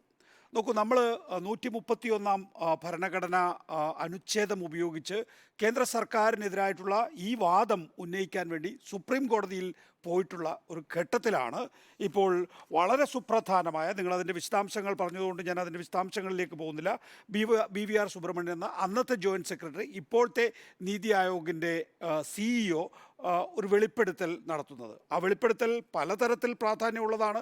ഫിനാൻസ് കമ്മീഷൻ്റെ മായി ഏതെങ്കിലും തരത്തിൽ അനൗപചാരികമോ ഔപചാരികമോ ആയിട്ടുള്ള ഒരു ചർച്ചകളും സർക്കാരിന് സാധ്യമല്ല. കാരണം അതിൻ്റെ അലോക്കേഷൻ വന്നു കഴിഞ്ഞാൽ ആ അലോക്കേഷൻ ഒന്നുകിൽ അംഗീകരിക്കാം, അല്ല എങ്കിൽ റിജക്റ്റ് ചെയ്ത് പുതിയ കമ്മീഷനെ വെക്കാം എന്നുള്ള ഒരൊറ്റ സാധ്യത മാത്രമേ കേന്ദ്ര സർക്കാരിനെ സംബന്ധിച്ചിടത്തോളം ഉള്ളൂ എന്നിരിക്കെ അന്നത്തെ നരേന്ദ്രമോദി ഈ തരത്തിൽ ഒരു ജോയിൻറ്റ് സെക്രട്ടറിയെ ഒരു മധ്യസ്ഥനാക്കി വെച്ചുകൊണ്ട് ചർച്ച നടത്തുന്നു എന്നുള്ള. അന്ന് ഗുജറാത്തിൽ 50% വേണമെന്ന് ആവശ്യപ്പെട്ട ആളാണ്. ഗുജറാത്തിലല്ല, നരേന്ദ്രമോദി പ്രധാനമന്ത്രി സ്ഥാനാർത്ഥിയായി മത്സരിക്കുന്ന ഘട്ടത്തിൽ സംസ്ഥാനങ്ങൾക്ക് 50% വിഹിതം കൊടുക്കണമെന്ന് പറഞ്ഞപ്പോഴാണ് 32 എന്നത് 33 ആക്കിയാൽ മതി, 42 ആക്കരുത് എന്ന് കാര്യം വരുമ്പോൾ പറയുന്നത് എന്നുള്ളതാണ് ഏറ്റവും പ്രധാനപ്പെട്ട കാര്യം. ഇവിടെ നിങ്ങൾ അത് വിശദീകരിച്ചു കഴിഞ്ഞു, ഉണ്ണി ബാലകൃഷ്ണനും ഡോക്ടർ അരുണും അത് വിശദീകരിച്ചു കഴിഞ്ഞു, അതിലേക്കൊന്നും ഞാൻ പോകുന്നില്ല. നമുക്ക് ഒരു സംസ്ഥാനത്തെ സംബന്ധിച്ചിടത്തോളം എങ്ങനെയാണ് കേന്ദ്ര സർക്കാരിൻ്റെ വിഹിതം ലഭിക്കുന്നത് എന്നുള്ളത് പ്രേക്ഷകർക്കറിയാം, എങ്കിൽ പോലും ഒരിക്കൽ കൂടി ഓർമ്മിപ്പിക്കുകയാണ്. ഡിവിസിബിൾ പൂളാണ് ഒരു കാര്യം. ഡിവിസിബിൾ പൂൾ എന്ന് പറയുന്ന ഒരൊറ്റ ഹെഡിലേക്ക് നോക്കിക്കഴിഞ്ഞാൽ നമുക്ക് നേരത്തെ ലഭിച്ചുകൊണ്ടിരുന്നത് 3.9 ആയിരുന്നു എങ്കിൽ ഇപ്പോഴത് 1.8 കുറഞ്ഞിരിക്കുന്നു. അങ്ങനെ 1.8 കുറയുമ്പോൾ ഉണ്ടാകുന്നത് 41,000 കോടി രൂപയുടെ നഷ്ടമാണ്. കേരളം പോലുള്ള ഒരു സംസ്ഥാനത്തിന് 41,000 കോടി രൂപയുടെ നഷ്ടമാണ് യഥാർത്ഥത്തിൽ ഡിവിസിബിൾ പൂളിൽ നമുക്ക് ലഭിക്കേണ്ട 3.8 നിന്നും 1.9 പകുതിയായി ചുരുങ്ങുന്നതിലൂടെ. അതായത് ഇന്ന് നമുക്ക് 41,000 കോടി രൂപ ലഭിക്കുകയാണ് എങ്കിൽ കേരളത്തിൻ്റെ എല്ലാ പ്രശ്നങ്ങളും പരിഹരിക്കുകയാണ്. അവിടെയാണ് സംസ്ഥാന സർക്കാർ പറയുന്നത് ഉമ്മൻചാണ്ടി 5 വർഷം ഭരിച്ചപ്പോൾ 9,000 കോടി രൂപയാണ് 34 ലക്ഷം പേർക്ക് സാമൂഹ്യ പെൻഷൻ 600 രൂപ വെച്ച് കൊടുത്തത്. അത് തന്നെ 18 മാസം കൊടുത്തില്ല എന്നുള്ള രാഷ്ട്രീയമായിട്ടുള്ള ആരോപണവും ഉന്നയിക്കുന്നു. അത് പിന്നീട് നോക്കൂ, 1,600 രൂപയാക്കി പിണറായി വിജയൻ 34,000 കോടി രൂപ 5 വർഷം കൊണ്ട് കൊടുത്തു. 2.5 വർഷം കൊണ്ട് 24,000 കോടി രൂപ കൊടുത്തു. അതായത് ഈ സർക്കാർ അവസാനിക്കുമ്പോൾ 50,000 കോടി രൂപയാണ് ഈ പറയുന്ന സാമൂഹ്യക്ഷേമ പെൻഷൻ്റെ കാര്യത്തിൽ മാത്രം ഈ 1600 രൂപ വർദ്ധിപ്പിക്കുന്നില്ല എങ്കിൽ 50,000 കോടി രൂപയാണ് സാമൂഹ്യ പെൻഷൻ്റെ കാര്യത്തിൽ മാത്രം വിതരണം ചെയ്യുന്നത്. അപ്പോൾ സംസ്ഥാനത്തിൻ്റെ ചെലവുകൾ എത്ര കണ്ടാണ് വർദ്ധിക്കുന്നത് എന്നുള്ളത് നമ്മൾ ആ കണക്കുകളിലൂടെ തന്നെ മനസ്സിലാക്കാൻ സാധിക്കുന്നതാണ്. ഞാൻ നേരത്തെ ഡിവിസിബിൾ പൂൾ എന്ന് പറയുന്ന ഒരൊറ്റ ഹെഡ് മാത്രമാണ് പറഞ്ഞിട്ടുള്ളത്. കേന്ദ്ര സർക്കാർ പിന്നെ സാധാരണഗതിയിൽ സംസ്ഥാനത്തിന് നൽകുന്ന മറ്റ് ഹെഡുകൾ ഏതാണ്? ഒന്ന് ഗ്രാൻഡ് എയ്ഡാണ്, അതുപോലെ തന്നെ CSS ആണ്. നമുക്ക് ഈ ഗ്രാൻഡ് എയ്ഡ് ആയാലും CSS ആയാലും ഡിവിസിബിൾ പൂള് നമുക്ക് വൈകിപ്പിക്കാൻ കഴിയില്ല. എല്ലാ സംസ്ഥാനങ്ങൾക്കും കൊടുക്കുമ്പോൾ നമുക്കും തരേണ്ടി വരും. പക്ഷെ അത് കുറഞ്ഞത് 41,000 കോടിയാണ് നമുക്ക് ഒറ്റയടിക്ക് കുറഞ്ഞിട്ടുള്ളത് എന്നുള്ളത് നമ്മൾ നേരത്തെയുള്ള കണക്കുകളിൽ നിന്നും മനസ്സിലാക്കി കഴിഞ്ഞിരിക്കുന്നു. ഗ്രാൻഡ് എയ്ഡിൻ്റെ കാര്യത്തിനകത്തും CSS, അതായത് കേന്ദ്രാവിഷ്കൃത പദ്ധതികളുടെ വിഹിതം, ഈ പറയുന്ന രണ്ട് ഹെഡിലും നമുക്ക് കിട്ടേണ്ടത് നമുക്ക് തരുന്നില്ല എന്നുള്ള പ്രശ്നം, തരുന്നത് തന്നെ വൈകിപ്പിച്ചാണ് തരുന്നത് എന്നുള്ള പ്രശ്നം, സമ്മർദ്ദത്തിലാക്കിയാണ് തരുന്നത് എന്നുള്ള പ്രശ്നമാണ് തുടർച്ചയായി ഉന്നയിച്ചുകൊണ്ടിരിക്കുന്നത്. ഇനി നോക്കൂ, ഒരു കേന്ദ്ര സർക്കാരിനെ സംബന്ധിച്ചിടത്തോളം കേന്ദ്ര സർക്കാർ കയ്യിൽ വെക്കുന്ന പണം ഏത് നിലയിലാണ് ഉപയോഗിക്കുന്നത് എന്നുള്ളതും പരിശോധിക്കുന്നത് വളരെ രസകരമായിരിക്കുമെന്ന് തോന്നുന്നു. നോക്കൂ, സംസ്ഥാനങ്ങൾക്ക് ആകെ കൊടുക്കുന്നത് ഡിവിസിബിൾ പൂളിൽ 37% മാത്രം ഫണ്ടാണ്. 63% ഫണ്ട് കേന്ദ്രത്തിൻ്റെ കയ്യിലാണ് ഇരിക്കുന്നത് എന്നുള്ളതാണ് ഏറ്റവും പ്രധാനം. ഈ 63% എന്ന് പറയുന്നത് കേന്ദ്രം ചെലവഴിക്കുമ്പോൾ 63% കേന്ദ്രം ചെലവഴിക്കുമ്പോൾ 62% എന്ന് പറയുന്നത് 62% ചെലവുകളും സംസ്ഥാന സർക്കാരിൻ്റെ തലയിലിരിക്കുമ്പോഴാണ് 63% കേന്ദ്രം കയ്യിൽ വെക്കുന്നത് എന്നുള്ള ഒരു വിചിത്രമായ കണക്കുകൂടി നമ്മുടെ കയ്യിലുണ്ട്. എനിക്ക് 62 രൂപ ചിലവാക്കാനുണ്ട്. കേന്ദ്രം 100 രൂപ കിട്ടിയപ്പോൾ 63 രൂപ കേന്ദ്രം എടുക്കുകയാണ്. അപ്പോൾ എനിക്ക് 37 രൂപ കൊണ്ട് 62% ചെലവഴിക്കേണ്ട ഒരു സാഹചര്യം. ഇതൊരു കേരളത്തിൻ്റെ മാത്രം വിഷയമല്ല, ഇത് ഇന്ത്യയിലെ എല്ലാ സംസ്ഥാനങ്ങളെയും നേരത്തെ ശ്രീ ഉണ്ണി ബാലകൃഷ്ണൻ ചൂണ്ടിക്കാണിച്ചതുപോലെ തന്നെ ഫെഡറൽ സംവിധാനത്തിൻ്റെ കടക്കൽ കത്തിവെക്കലാണ് എന്നുള്ളത് നമുക്ക് പ്രഥമ ദൃഷ്ട്യാ തന്നെ മനസ്സിലാകുന്നു എന്നുള്ളതാണ്. ഇനിയിപ്പോൾ ഈ കേന്ദ്രം ചെയ്യുന്ന ഈ 63% ചെലവഴിക്കുന്ന ഈ 63% ഉണ്ടല്ലോ, അതാണ് ഞാനും സുജിയ പാർവതിയൊക്കെ ആയിട്ട് കഴിഞ്ഞ ദിവസം വലിയൊരു സംവാദം ഉയർത്തിക്കൊണ്ടുവന്നത്. അത് കേന്ദ്രം പറയുന്ന അവരുടെ ഫ്ലാഗ്ഷിപ്പ് പദ്ധതികൾ എന്താണ്? ഉജ്ജ്വൽ യോജന പദ്ധതി, 10 കോടി രൂപ ഗ്യാസ് കണക്ഷൻ BPL വിഭാഗത്തിൽപ്പെട്ടവർക്ക് സൗജന്യമായി നൽകി എന്നാണ് പറയുന്നത്. നമുക്ക് ഒരു 10 ഗ്യാസ് ഏജൻസികളെ ഇവിടെ ഇരുന്നുകൊണ്ട് വിളിച്ചു നോക്കാം.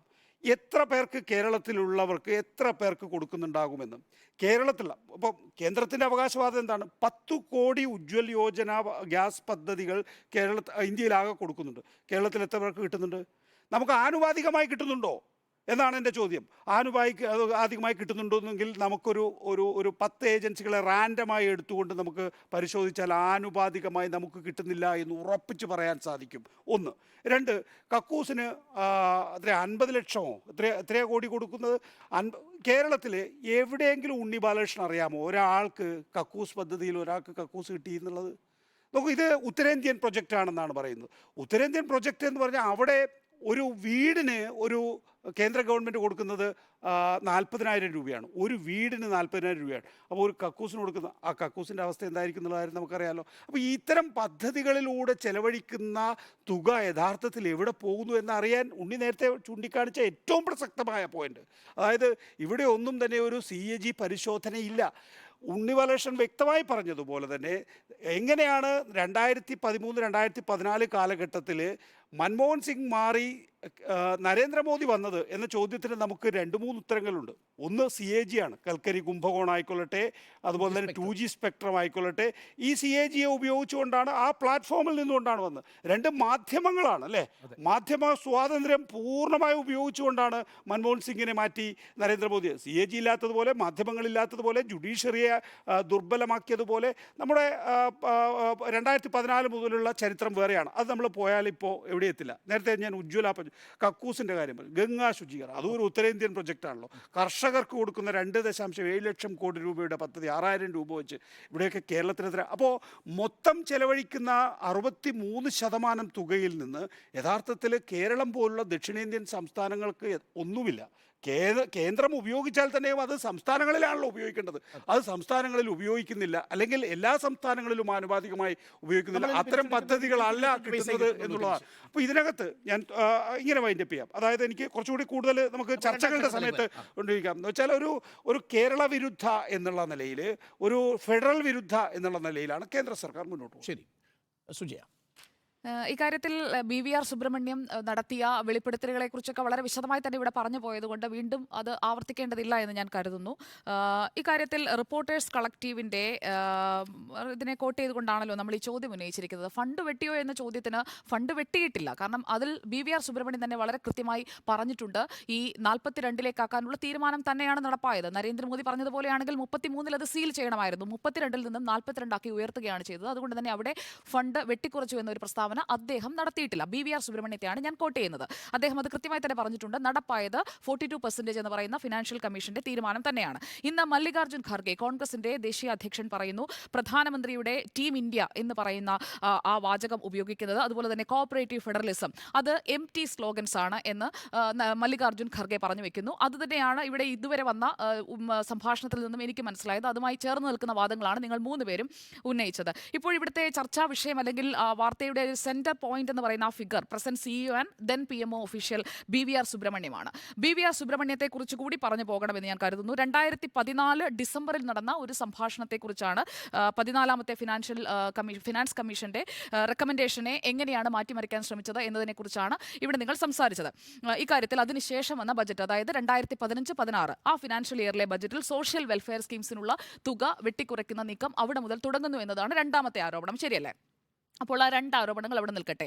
അപ്പോൾ ഈ സബ്കാ സാത്ത് എന്ന് പറയുന്ന നരേന്ദ്രമോദിയുടെ വിഷൻ അല്ലെങ്കിൽ ആദ്യഘട്ട ഭരണം, 2ാം ഘട്ട ഭരണം, ഇത് രണ്ടിലേക്കും വരുമ്പോൾ അതെങ്ങനെ നടപ്പാക്കി, അതെന്തൊക്കെ നടപ്പായില്ല എന്നതും ഇവിടെ ഒരു ആർഗ്യുമെന്റായി വന്നിട്ടുണ്ട്. അതിലേക്ക് ഞാൻ വരാം. അത് 2ാം ഘട്ടത്തിൽ. ഇവിടെ എനിക്ക് പറയാനുള്ളത്, ഈ BVR സുബ്രഹ്മണ്യം CEO ആയി, നീതി ആയോഗിന്റെ CEO ആയി ചുമതലയേറ്റത് 2023 ഫെബ്രുവരി 25-നാണ്. അതായത് കൃത്യം ഒരു വർഷമാകാൻ പോകുന്നു. 1987 ബാച്ച് ഛത്തീസ്ഗഡ് കേഡർ IAS ഓഫീസറാണ് അദ്ദേഹം. ഈ പറയുന്ന ഒരു സംവിധാനത്തിൽ നരേന്ദ്രമോദിയുടെ ഒരു വിശ്വസ്തനായതുകൊണ്ടൊന്നും ഉൾപ്പെട്ടതല്ല. അദ്ദേഹത്തിന്റെ ബ്യൂറോക്രാറ്റിക് എക്സലൻസ് കൊണ്ടാണ് BVR സുബ്രഹ്മണ്യം ഈ പറയുന്ന ഒരു പൊസിഷനിലേക്ക് നീതി ആയോഗിന്റെ CEO ആയി എത്തുന്നതെന്നുള്ളതാണ് വാസ്തവം. കാരണം ഈ ഒരു തിങ്ക് ടാങ്ക് ആണല്ലോ നീതി ആയോഗ് എന്ന് പറയുന്ന ഒരു തിങ്ക് ടാങ്കിലെ ഒരു ഗോ ഗെറ്റർ. അതാണ് സുബ്രഹ്മണ്യത്തിന്റെ ഒരു പ്ലേസ് അവിടെ. മുൻ കൊമേഴ്സ് സെക്രട്ടറി ആയിരുന്നു, ആന്ധ്രാപ്രദേശുകാരനാണ്. അദ്ദേഹത്തിന്റെ മറ്റൊരു കാര്യം കൂടി നമ്മൾ എടുത്തു പറയേണ്ട ഒന്നാണ്. അദ്ദേഹം 2 വട്ടമാണ് പ്രധാനമന്ത്രിയുടെ ഓഫീസുമായി അല്ലെങ്കിൽ പ്രധാനമന്ത്രിയുമായി അസോസിയേറ്റ് ചെയ്ത് പ്രവർത്തിച്ചത്. ആദ്യത്തെ ഘട്ടം എന്ന് പറയുന്നത് 2004-2008 കാലഘട്ടം. അന്ന് പ്രധാനമന്ത്രി ഡോക്ടർ മൻമോഹൻ സിംഗ് ആണ്. അതിനുശേഷം 2ാമത്തെ ടേം തുടങ്ങുന്നതും ഡോക്ടർ മൻമോഹൻ സിംഗിന്റെ UPA 2-ന്റെ കാലഘട്ടത്തിലാണ്, 2012 മുതൽ 2015 വരെ. അതിനുശേഷം ഈ 2004-ൽ മൻമോഹൻ സിംഗ് സർക്കാർ അധികാരത്തിലെത്തിയപ്പോൾ ചെയ്ത പ്രധാനപ്പെട്ട കാര്യം, വാജ്പേയി സർക്കാരിലെ cabinet secretary, defence secretary, home secretary എല്ലാവരെയും എടുത്തു മാറ്റി. അവിടെ ബ്യൂറോക്രാറ്റിക് എക്സലൻസ് നോക്കിയിട്ടില്ല. അതേസമയം നരേന്ദ്രമോദി 2014-ൽ വരുമ്പോൾ UPA 2ാം UPA കാലഘട്ടത്തിലെ ക്യാബിനറ്റ് സെക്രട്ടറി അജിത് സേത്തിനെ അവിടെ റീറ്റെയിൻ ചെയ്തിട്ടുണ്ട്. കൃത്യമായി ഈ പറയുന്ന BVR സുബ്രഹ്മണ്യത്തിനും എല്ലാ ഇടങ്ങളിലും അദ്ദേഹത്തെ കൃത്യമായി ഉപയോഗിച്ചിട്ടുണ്ട്. ഈ UPA 1-ൽ മൻമോഹൻ സിംഗിന്റെ പ്രൈവറ്റ് സെക്രട്ടറി ആയിരുന്നു BVR സുബ്രഹ്മണ്യം. അതായത് ഒരു close aid of doctor Manmohan Singh. Manmohan സിംഗിന്റെ പാർട്ടിയുടെ പേര് കോൺഗ്രസ്, ഇന്ത്യൻ നാഷണൽ കോൺഗ്രസ്. ഇന്ന് മല്ലികാർജ്ജുൻ ഖാർഗെ ഉയർത്തിയ ആരോപണവുമായി ഞാനത് ചേർത്ത് വെക്കുന്നതിന്റെയും പ്രധാനപ്പെട്ട കാരണം അതാണ്. രണ്ടാമത് UPA 2-ലേക്ക് വരുമ്പോഴേക്കും ജോയിന്റ് സെക്രട്ടറിയായി മാറുകയാണ്. ജോയിന്റ് സെക്രട്ടറിയായി BVR സുബ്രഹ്മണ്യം മാറുന്നു. അതിനുശേഷമാണ് നരേന്ദ്രമോദി അധികാരത്തിൽ വരുന്നത് 2014-ൽ. ആ ഡിസംബർ മാസത്തിൽ നടന്ന 2 മണിക്കൂർ നീണ്ട ഒരു സംഭാഷണത്തെക്കുറിച്ചാണ് ഇന്നിപ്പോൾ BVR സുബ്രഹ്മണ്യത്തിൻ്റെതായി ഇന്നലെയും ഇന്നുമായി പുറത്തു വന്നിരിക്കുന്നത്, റിപ്പോർട്ടേഴ്സ് കളക്റ്റീവ് പുറത്തുവിട്ടിരിക്കുന്നത്. അപ്പോൾ നരേന്ദ്രമോദി ഈ ബ്യൂറോക്രാറ്റിക് അപ്പോയിന്റ്മെന്റ്സിലൊന്നും പൊളിറ്റിക്കൽ റൈവൽറി എന്ന് പറയുന്ന കാര്യം പരിഗണിച്ചിട്ടേയില്ല. അങ്ങനെയായിരുന്നെങ്കിൽ ഒരിക്കലും BVR സുബ്രഹ്മണ്യം എന്ന് പറയുന്ന വ്യക്തി ഈ ഒരു പൊസിഷനിൽ, അല്ലെങ്കിൽ അദ്ദേഹം തന്നെ പറയുന്നത് പോലെ പ്രധാനപ്പെട്ട ആളുകളുടെ ആ ഒരു 4 സംഘത്തിൽ ഉൾപ്പെടുകയോ അങ്ങനെ ഒരു സംഭാഷണം നടന്നുവെന്ന് അദ്ദേഹം അവകാശപ്പെടുന്നതാണ്. പിന്നീട് ഫർദറായി അദ്ദേഹത്തോട് ചോദിക്കുന്നുണ്ട്. അതിനൊന്നും ഒരു മറുപടിയും ഈ പറയുന്ന BVR സുബ്രഹ്മണ്യം നൽകുന്നില്ല എന്നതാണ് വാസ്തവം. അതായത് അവിടെ നടത്തിയ പ്രസംഗത്തിനപ്പുറത്തേക്ക് ഒരു വിശദീകരണത്തിനും അദ്ദേഹം ഈ നിമിഷം വരെ തയ്യാറായിട്ടില്ല. അപ്പോൾ ഈ BVR സുബ്രഹ്മണ്യത്തെ ഇവിടെ കൃത്യമായി ഉപയോഗിച്ചിരിക്കുന്നത് അയോധ്യയിൽ പ്രാണപ്രതിഷ്ഠ നടക്കാൻ പോകുന്നതിന് 2 ദിവസം മുൻപെയാണ്. അതായത് ഇതൊരു ചർച്ചാ വിഷയമാക്കി തെരഞ്ഞെടുപ്പിലേക്ക് എത്തുന്നതിന് മുൻപ് കൃത്യമായി ഉപയോഗിക്കണം എന്ന ലക്ഷ്യത്തോടു കൂടി തന്നെയാണ് ഈ റിപ്പോർട്ട് പ്രസിദ്ധീകരിച്ചിരിക്കുന്നതും അതിന്മേലുള്ള ചർച്ചകൾ ഒരിടത്തുനിന്ന് തുടങ്ങി എല്ലായിടത്തേക്കും വ്യാപിച്ചിരിക്കുന്നതും. ഇക്കാര്യത്തിൽ നീതി ആയോഗിന്റെ CEO ആകുന്നതിന് മുൻപ് BVR സുബ്രഹ്മണ്യം ആരായിരുന്നുവെന്ന് ഞാൻ പറഞ്ഞു കഴിഞ്ഞു. ഞാനൊന്ന് പൂർത്തിയാക്കിക്കോട്ടെ. അപ്പോൾ മൻമോഹൻ സിംഗുമായി ഇത്രയും അടുപ്പമുള്ള, മൻമോഹൻ സിംഗിന്റെ പ്രൈവറ്റ് സെക്രട്ടറി ആയിരുന്ന, കോൺഗ്രസിലെ നേതാക്കളുമായൊക്കെ ബന്ധമുള്ള ആൾ തന്നെയാണ് BVR സുബ്രഹ്മണ്യം. അല്ലാതെ നരേന്ദ്രമോദിയുടെ ക്ലോസ് എയ്ഡ് ആണ് എന്ന് സ്ഥാപിക്കാൻ നോക്കുന്നതിനോട് യോജിപ്പില്ലാത്തത് കൊണ്ടാണ് ഇത്രയും കാര്യങ്ങൾ എനിക്ക് വിശദമായി പറയേണ്ടിയിരുന്നത്. പിന്നെ 2 വർഷക്കാലം അദ്ദേഹം India trade promotion organisation chairman and MD ആയിരുന്നു. അതായത് അദ്ദേഹത്തിന്റെ സർക്കാർ തലത്തിലുള്ള സേവനം അവസാനിക്കുന്ന ഘട്ടത്തിൽ ഈ നീതി ആയോഗ് CEO ആകുന്നതിന് മുൻപ് അദ്ദേഹം വഹിച്ച പോർട്ട്ഫോളിയോ എന്ന് പറയുന്നത് India trade promotion organisation chairman and MD എന്നുള്ളതാണ്. G20യുടെ അധ്യക്ഷ സ്ഥാനം ഇന്ത്യ ഏറ്റെടുത്ത ഘട്ടത്തിലാണ് അദ്ദേഹത്തിന് അതിൽ നിന്ന് ഒഴിയേണ്ടി വന്നത്. സ്വാഭാവികമായും അവിടെ ഉണ്ടാകുന്ന ഒരു പ്രശ്നമുണ്ടല്ലോ, ഇത്രയും നാൾ വലിയ വലിയ പോർട്ട്ഫോളിയോസ് വഹിച്ചിരുന്ന തന്നെ പ്രധാനപ്പെട്ട ഒരു ഫോറത്തിന്റെ MD ആൻഡ് ചെയർമാൻ ആയിരുന്നതിൽ നിന്നും G20 പ്രസിഡൻഷ്യഷിപ്പ് വരുന്ന സമയത്താണ് മാറ്റുന്നത്. അവിടെ അതുകൊണ്ട് തന്നെ ഒരു പേഴ്സണൽ ചോയ്സ് അവിടെ വരാനുള്ള ഒരു സാധ്യത നിലനിൽക്കുന്നുണ്ട്. ഞാനതും തള്ളിക്കളയുന്നില്ല. അപ്പോൾ ബ്യൂറോക്രാറ്റിക് ടാലന്റ് എന്ന നിലയിൽ മാത്രമാണ് നരേന്ദ്രമോദിയും BVR സുബ്രഹ്മണ്യനും തമ്മിലുള്ള അസോസിയേഷനെങ്കിൽ ഡോക്ടർ മൻമോഹൻ സിംഗ് എന്ന് പറയുന്ന UPA 1-ന്റെയും UPA 2-ന്റെയും പ്രധാനമന്ത്രിയായിരുന്ന കോൺഗ്രസ് നേതാവായ ആളുമായുള്ളത് വളരെ വ്യക്തിപരമായ ബന്ധമാണ്. കോൺഗ്രസുമായുള്ളതും വ്യക്തിപരമായ ബന്ധം തന്നെയാണ്. അപ്പോൾ ഒരു തിങ്ക് ടാങ്ക് എന്നതിനപ്പുറം അദ്ദേഹത്തിന്റെ ഒരു പൊളിറ്റിക്സ് കൂടി ഈ വിഷയത്തിലേക്ക് വന്നിട്ടുണ്ടോ എന്നതാണ് എന്റെ ഒന്നാമത്തെ ക്വറി. രണ്ടാമത്തേത് അതിൽ ഡിബേറ്റ് ചെയ്തിട്ട് വന്നാൽ മതിയല്ലോ, കാരണം അല്ല. എത്ര സമയം എടുത്തു താങ്കൾ? അല്ല, ഡോക്ടർ അരുൺ എത്ര നേരം ദീർഘമായി സംസാരിച്ചു? അത് എത്ര കൃത്യസമയം ഞാൻ നോക്കിയിട്ടുണ്ട്. കൃത്യസമയം ഏകദേശം ഈ BVR അങ്ങനെയാണെങ്കിൽ താങ്കൾ പറഞ്ഞോളൂ. പൊളിറ്റിക്കൽ അഫിലിയേഷനെ കുറിച്ചാണ് സംസാരിച്ചത്. ആ പൊളിറ്റിക്കൽ അഫിലിയേഷൻ കൊണ്ട് BVR സുബ്രഹ്മണ്യം ഉയർത്തിയ വിഷയം റദ്ദാവുന്നു എന്നൊരു അഭിപ്രായം താങ്കൾക്കുണ്ടോ? BVR സുബ്രഹ്മണ്യം ഉയർത്തുന്ന വിഷയത്തിന്റെ പൊളിറ്റിക്കൽ മെറിറ്റ് കൂടി പരിശോധിക്കപ്പെടേണ്ടതുണ്ട്. കാരണം ഈ ആരോപണത്തെ നരേന്ദ്രമോദി അത് കൃത്യമായി എതിർപക്ഷത്ത് നിൽക്കുന്ന അല്ലെങ്കിൽ മറ്റു കക്ഷികൾ ഭരിക്കുന്ന സംസ്ഥാനങ്ങളെ നിർവീര്യമാക്കാൻ, കേരളത്തിലെ ആരോപണം അതാണല്ലോ, അങ്ങനെ നിർവീര്യമാക്കുന്നതിന് വേണ്ടി കഴുത്തിന് പിടിക്കുന്നു, കൈ പിടിച്ചു കെട്ടിയിടുന്നു എന്നൊക്കെയുള്ള ആരോപണങ്ങളാണല്ലോ നമ്മുടെ സംസ്ഥാന ധനമന്ത്രി അടക്കം ഉന്നയിക്കുന്നത്. ആ ആരോപണത്തെ താങ്കൾ നിഷേധിക്കുന്നു. ഡോക്ടർ അരുൺ, ഞാൻ പറയട്ടെ, ഞാൻ പറഞ്ഞു പൂർത്തിയാക്കട്ടെ. താങ്കൾ BVR സുബ്രഹ്മണ്യത്തിന്റെ രാഷ്ട്രീയ അഫിലിയേഷൻ അല്ല, BVR സുബ്രഹ്മണ്യത്തിന് ഇങ്ങനെ ഒരു അസോസിയേഷൻ ഉണ്ട്, അത് നിങ്ങൾ മെൻഷൻ ചെയ്യാതിരുന്നത് പൊളിറ്റിക്കൽ അഫിലിയേഷൻ വന്നു. ഞാൻ ചോദിക്കട്ടെ, നരേന്ദ്രമോദിയുടെ ക്ലോസ് എയ്ഡ് ആണ് എന്ന് സ്ഥാപിക്കുന്നതും അതിനു മുൻപും നീതി ആയോഗിന്റെ CEO അല്ലേ? നീതി ആയോഗിന്റെ CEO ആകുന്നതിന് മുൻപ് PMO ഓഫീസിൽ വെച്ച് നടന്ന കോൺവെർസേഷനെ കുറിച്ച് BVR സുബ്രഹ്മണ്യം വെളിപ്പെടുത്തി എന്ന് പറഞ്ഞ് അതിന്റെ റിപ്പോർട്ടേഴ്സ് കളക്ടീവിലെ റിപ്പോർട്ടിനെ ആധാരമാക്കി നിങ്ങൾ മൂന്നുപേരും ദീർഘമായി വാദിക്കുമ്പോൾ അതിന് മുൻപ് ആരായിരുന്നു BVR സുബ്രഹ്മണ്യം എന്ന് പറയേണ്ട ഒരു ബാധ്യതയുണ്ടല്ലോ. BVR സുബ്രഹ്മണ്യം ഇന്ത്യൻ സിവിൽ സർവീസിലെ ഉദ്യോഗസ്ഥനാണ്. 1987 ബാച്ചാണ്, ഛത്തീസ്ഗഡ് കേഡറാണ്. കേൾക്കൂ, ജോയിന്റ് സെക്രട്ടറി എന്ന നിലയിൽ അദ്ദേഹം സേവനമനുഷ്ഠിച്ചിരുന്നു. എപ്പോൾ? പ്രധാനമന്ത്രി നരേന്ദ്രമോദി എത്തുമ്പോൾ. അതിന് മുൻപേ തുടങ്ങി, 2012-ലാണ്. ലേസൺ ഓഫീസറായി അദ്ദേഹം പ്രവർത്തിച്ചിരുന്നോ ഇല്ലയോ? അപ്പോൾ ലേസൺ ഓഫീസറായി YV റെഡ്ഡിക്കും നരേന്ദ്രമോദിക്കും ഇടയിൽ ഈ BVR സുബ്രഹ്മണ്യം പ്രവർത്തിച്ചിരുന്നു എന്ന് താങ്കൾ അംഗീകരിക്കുന്നു? അല്ല, അത് അദ്ദേഹത്തിന്റെ പ്രസംഗത്തിലെ ഭാഗം മാത്രമാണ്. എന്തുകൊണ്ടാണ് ഫർദർ ക്ലാരിഫിക്കേഷൻ വിവിധ ഏജൻസികൾ അല്ലെങ്കിൽ വിവിധ മാധ്യമങ്ങൾ അദ്ദേഹത്തെ ബന്ധപ്പെടാൻ ശ്രമിക്കുമ്പോൾ അതിനുള്ള മറുപടി കിട്ടുന്നില്ല?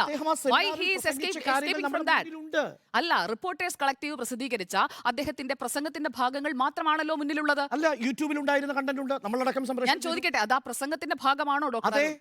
പ്രസംഗത്തിന് ശേഷം ഞാൻ ചോദിക്കട്ടെ, ഡോക്ടർ അരുൺ ഒരു പ്രസംഗം നടത്തി ഭരണഘടനയെ പറ്റി. ആ ഭരണഘടനയെ പറ്റി താങ്കൾ പറഞ്ഞ കാര്യങ്ങളിൽ എനിക്കൊരു സംശയമുണ്ടെങ്കിൽ ഞാൻ താങ്കളെ അപ്രോച്ച് ചെയ്യണമല്ലോ അത് ചോദിക്കാൻ. അതിന് താങ്കൾ തയ്യാറാകുന്നില്ല. ആ ഉത്തരം താങ്കളിൽ നിന്ന് വരുന്നില്ല. എന്റെ ചോദ്യം ഇതാണ്. അല്ല, മറുപടി വേണം ഡോക്ടർ അരുൺ, മറുപടി വേണം. അല്ല, അതെ, കണക്കാ ഞാൻ പറയാൻ പോകുന്നത്. BVR സുബ്രഹ്മണ്യം പറഞ്ഞത് എന്നെ കൂടെ കണക്ക് പറയാൻ അനുവദിക്കണം. താങ്കളുടെ മാത്രം കണക്കിൽ അവസാനം BVR സുബ്രഹ്മണ്യം പറഞ്ഞത് എന്താണ്? BVR സുബ്രഹ്മണ്യം പറഞ്ഞു സംസ്ഥാനങ്ങൾക്ക് കൊടുക്കാനുള്ള ഷെയറിൽ കുറവ് വരുത്തണം എന്ന് പറഞ്ഞു. ഇപ്പോൾ 15ാമത്തെ ഫിനാൻസ് കമ്മീഷൻ പ്രകാരം സംസ്ഥാനങ്ങൾക്ക് കൊടുക്കുന്ന നികുതി വിഹിതത്തിൽ കുറവ് സംഭവിച്ചിട്ടുണ്ടോ ഇല്ലയോ? അത് പെർഫോമൻസ് ഇൻഡെക്സിന്റെ അടിസ്ഥാനത്തിലാണ് എന്ന് കൃത്യമായി പറഞ്ഞിട്ടുണ്ടല്ലോ. അല്ല, ഞാൻ കേരളത്തിലെ കാര്യമല്ല, മൊത്തം സംസ്ഥാനങ്ങളുടെ കാര്യം ഞാൻ ചോദിക്കട്ടെ, അത് എന്തൊക്കെയാണ്? അതിനായി ആസ്പദമാക്കിയിരിക്കുന്ന ഘടകങ്ങൾ എന്തൊക്കെയാണ്? ഘടകങ്ങൾ എന്തൊക്കെയാണ്? ഒരു ഘടകവും ഇല്ലാതെ 14ാം ധനകാര്യ കമ്മീഷന്റെ ശുപാർശയിൽ നിന്ന് 15ലേക്ക് വരുമ്പോൾ അല്ല, 14ാം ധനകാര്യ കമ്മീഷനിൽ നിന്ന് 15ാം ധനകാര്യ കമ്മീഷനിലേക്ക് വരുമ്പോൾ താങ്കൾ സ്ഥിരം ചർച്ചയ്ക്ക് ചോദിക്കുന്ന ചോദ്യമാണ്. കുറഞ്ഞോ കൂടിയോ എന്ന് ചോദിച്ചു കഴിഞ്ഞാൽ കുറഞ്ഞു എന്ന് തന്നെയാണ് അതിന്റെ ഉത്തരം. അത് മാത്രമാണ്, ആ വാദം കൊണ്ട് നിലനിൽക്കില്ല. ഇവിടെ നമ്മൾ ചർച്ച ചെയ്യുന്ന BVR സുബ്രഹ്മണ്യത്തെ കുറിച്ചാണ്. കാര്യമില്ല, താങ്കൾക്ക് പറയാം. BVR സുബ്രഹ്മണ്യം പറഞ്ഞത് ഞാൻ മനസ്സിലാക്കുന്നത് സ്റ്റേറ്റുകൾക്കുള്ള വിഹിതം 42-ൽ നിന്ന് 32% കുറയ്ക്കണം. അങ്ങനെയല്ല പറഞ്ഞത്. 43% കുറയ്ക്കണമെന്ന് YVR റെഡ്ഡിയോട് ആവശ്യപ്പെടുന്നു പ്രധാനമന്ത്രി. അങ്ങനെയല്ല പറഞ്ഞത്. 32% 42% തീരുമാനമെടുക്കുമ്പോൾ അത് 33-ൽ റീറ്റെയിൻ ചെയ്യണമെന്നാണ് പറഞ്ഞത്, 42 കുറയ്ക്കണമെന്നല്ല. 42% ആരാ പറഞ്ഞത്? 32 ആയിരിക്കുമ്പോഴാണ് 33 എന്ന് പറയുന്നത്. തെറ്റിദ്ധരിപ്പിക്കുന്നതല്ല, താങ്കളാണ് തെറ്റിദ്ധരിപ്പിക്കുന്നത്. 42 എന്ന് പറയുന്നത് ഫിനാൻസ് കമ്മീഷൻ തീരുമാനമാണ്. ആ തീരുമാനം എത്തുന്നതിന് മുൻപാണ്. അല്ല, തീരുമാനത്തിൽ എത്തുന്നതിന് മുൻപ് 32% ആണ്. ആ തീരുമാനം എടുക്കുന്നതിന് തൊട്ട് മുമ്പുള്ള ഘട്ടത്തിൽ എത്രയാണ്? ഫിനാൻസ് കമ്മീഷൻ സജസ്റ്റ് ചെയ്യുമ്പോൾ അത് 33% ആക്കണമെന്നാണോ ഫിനാൻസ് കമ്മീഷൻ പറയുന്നത്? ഡോക്ടർ അരുൺ, താങ്കൾ ഈ പറയുന്നത് പോലെ കാടടച്ച് വെടിവെച്ചാൽ അത് സത്യമാകില്ല. ഞാൻ പറഞ്ഞത് പൂർത്തിയാക്കട്ടെ. ഞാൻ പറയുന്നത് കാര്യമാണ്. ഒന്നുകിൽ ഫിനാൻസ് കമ്മീഷൻ പറഞ്ഞത് അങ്ങനെയല്ല. താങ്കൾ ഈ പരാമർശങ്ങൾ ഇതൊക്കെ വളരെ ചൈൽഡിഷ് ആണ്. ആയിക്കോട്ടെ, ചൈൽഡിഷ് ആണ്. പറയാൻ അനുവദിക്കില്ല. ഫിനാൻസ് കമ്മീഷൻ പറഞ്ഞത് പറയാൻ അനുവദിക്കില്ല. ഫാക്ട്സ് പറയാൻ അനുവദിക്കില്ല. പറഞ്ഞോളൂ. താങ്കൾ മാത്രം ഇങ്ങനെ താങ്കൾ പറഞ്ഞു facts കൊടുത്താൽ പറയൂ, എങ്ങനെയാണ്? facts പറയൂ, സുജി. ഞാൻ പറയാം 32% സംസ്ഥാനങ്ങൾക്കുള്ള വിഹിതം 2014 ഡിസംബറിൽ ഈ ചർച്ചകൾ നടക്കുമ്പോൾ 32%. അതിൽ നിന്ന് 33%ത്തിലേക്ക് വെറും 1% വർധന മാത്രം മതിയെന്ന് നരേന്ദ്രമോദി പറയുന്നത് ഈ പ്രധാനമന്ത്രിയാകുന്ന ഘട്ടത്തിലാണ്. 2014 ഫിനാൻസ് കമ്മീഷൻ അതിനകം തന്നെ റെക്കമെൻഡേഷൻ 42% എന്നാക്കി. താങ്കൾ അവിടെ പറഞ്ഞതിനെയാണ് ഞാൻ ഖണ്ഡിച്ചത്. താങ്കൾ പറഞ്ഞു 42% ആയിരുന്നത് 2014 ആയിരുന്നത്. പറയട്ടെ, 42% എക്സിസ്റ്റൻസിലേക്ക് വരുന്നത് എപ്പോഴാണ്? എന്താണ് സുജയ് പറയുന്നത്? എപ്പോഴാണ് റെക്കമെൻഡേഷൻസ് നിങ്ങളുടെ വാദം എന്താണ്? ഫിനാൻസ് കമ്മീഷൻ 42% എന്ന് പറയുന്നു, പ്രധാനമന്ത്രി പറയുന്നു 33% ആക്കാൻ പറയുന്നു. Am I right? ശരിയാണോ തെറ്റാണോ? 32-ൽ നിന്ന് 33-ലേക്ക് കൂട്ടിയാൽ മതിയല്ല, 1% വർധന മാത്രമേ ഫിനാൻസ് കമ്മീഷൻ 42% എന്ന് പറയുന്നു, പ്രധാനമന്ത്രി 33% എന്ന് പറയുന്നു. ഞാൻ ശരിയാണോ? പറയുന്നത് നിങ്ങൾ തമ്മിലുള്ള തർക്കമല്ല. അല്ല, ഒറ്റ കാര്യം കൂടി. എനിക്കത് അല്ല, എനിക്ക് അല്ല, ഡോക്ടർ ഉത്തരം അരുൺ അത് പറയാൻ അതിലൊന്നും കാര്യമില്ലെന്നേ. എത്ര നേരമായി ചോദിച്ചു? 15ാമത്തെ ഫിനാൻസ് കമ്മീഷൻ പ്രകാരം കുറഞ്ഞോ കൂടിയോ? സുജയ്ക്ക് അറിയാമോ കണക്ക്? ഇല്ല, എനിക്കൊന്നും അറിയില്ലല്ലോ. അല്ല, ഡോക്ടർ സുജയ് അരുൺ പറയൂ. മാത്രമേ അറിയൂ. അല്ലല്ല, സുജയ് താങ്കൾ ഇങ്ങനെ പറഞ്ഞു പറയുന്നത് ഈ വാദത്തിലൊന്നും കാര്യമില്ല. ഡിസ്കഷൻ അല്ലേ? ഡിസ്കഷനാണ്, പക്ഷെ അത് വളരെ മോശം രീതിയിലാണ് അത് കണ്ടക്ട് ഇങ്ങനെ മോശം കാര്യം. എനിക്കതിനോട് യോജിപ്പില്ല. ഞാൻ പറയാം കണക്ക്. താങ്കൾ പറഞ്ഞോളൂ. അതാണ് ഞാൻ പറയാം, എനിക്ക് പറയണം. താങ്കൾ പറയൂ കണക്ക്. എന്താണിത്? ഒന്നിൽ താങ്കൾ പറയൂ. ഞാൻ അല്ലെങ്കിൽ എന്നെ പറയാൻ അനുവദിക്കൂ. BVR സുബ്രഹ്മണ്യത്തിന്റെ മൻമോഹൻ സിംഗുമായുള്ള അസോസിയേഷനെ പറ്റി ഞാൻ പറയുമ്പോൾ താങ്കൾ ഉടനെ അതിന് റെസ്പോൺസ് ഇല്ല. മൻമോഹൻ സിംഗുമായി ബന്ധമില്ലെന്ന് പറയാൻ കഴിയില്ലല്ലോ. ഞാൻ എങ്ങനെയാണ് മൻമോഹൻ സിംഗിന് ബന്ധമില്ലെന്ന് പറയാൻ കഴിയുക? എന്റെ മുന്നിലുള്ളത് കണക്കുകളാണ്. സുജയുടെ മുന്നിലുള്ളത് കണക്കുകൾ. BVR സുബ്രഹ്മണ്യൻ നോക്കൂ, ഒരു സെക്കൻഡ് സാർ, ഇത്രേ ഉള്ളൂ. BVR സുബ്രഹ്മണ്യം അന്ന് വെറും ഒരു ജോയിന്റ് സെക്രട്ടറി ആയിരുമ്പോൾ ഇപ്പോ നീതി ആയോഗിന്റെ CEO ആണ്, സെർവിംഗ് CEO ആണ്. നരേന്ദ്രമോദി അപ്പോൾ സ്വാഭാവികമായിട്ടും റിപ്പോർട്ടേഴ്സ് കളക്റ്റീവ് ഒരു സെർവിംഗ് CEOയോട് പോയിട്ട് ഇതിനെക്കുറിച്ച് നിങ്ങൾക്ക് എന്താ പറയാനുള്ളത് എന്ന് ചോദിച്ചാൽ അദ്ദേഹത്തിന് പറയാനാകില്ല. അദ്ദേഹം ഒരു സെർവിംഗ് ഓഫീസറാണ്. അതുകൊണ്ടാണ് നേരത്തെ ശ്രീ ഉണ്ണി ബാലകൃഷ്ണൻ പറഞ്ഞത് ഇന്ത്യയുടെ ചരിത്രത്തിൽ തന്നെ ആദ്യമായിട്ടാണ് ഒരു സെർവിംഗ് ഓഫീസർ ഇത്രയും ഗുരുതരമായിട്ടുള്ള ഒരു വെളിപ്പെടുത്തൽ നടത്തുന്നത് എന്നാണ്. നോക്കൂ, ഇവിടെ ഫിനാൻസ് കമ്മീഷനോട് നരേന്ദ്രമോദിക്കോ ജവഹർലാൽ നെഹ്റു മുതൽ നരേന്ദ്രമോദി വരെയുള്ള പ്രധാനമന്ത്രിമാരിൽ ആരെങ്കിലുമൊക്കെ നിങ്ങളുടെ ഈ നിർദ്ദേശം മറികടന്നുകൊണ്ട് ഞാൻ പറയും ഒരു നിർദ്ദേശം, അങ്ങനെയാണ് പിന്നെ ഈ പറയുന്ന ഫിനാൻസ് കമ്മീഷൻ എന്തിനാണ് സ്റ്റേറ്റ് മുഴുവൻ യാത്ര ചെയ്ത് ഇത്രയധികം ഡെലിഗേഷനെ കണ്ട് 42% എന്ന് നിശ്ചയിക്കുന്നത്? ഒരൊറ്റ ആൾ പ്രധാനമന്ത്രി ഇരുന്ന് എഴുതിയാൽ പോരെ? ഇത്തവണ ഒരു കഷ്ണം കള്ളാസ് എടുത്തിട്ട് 33 സ്റ്റേറ്റ്, ബാക്കി 67 സെൻറ്റർ നിങ്ങൾ എഴുതി വെക്കുക, കടലാസ് കൊടുക്കുക, പ്രശ്നം തരുന്നില്ലേ? അപ്പോൾ ഫിനാൻസ് കമ്മീഷന് ജവഹർലാൽ നെഹ്റു മുതൽ നരേന്ദ്രമോദി വരെയുള്ള ആളുകൾക്ക് നിയന്ത്രിക്കാൻ കഴിഞ്ഞിട്ടില്ല എന്നുള്ളത് ഭരണഘടനാപരമായിട്ടുള്ള ഫിനാൻസ് കമ്മീഷൻ്റെ ഉത്തരവാദിത്തമാണ്.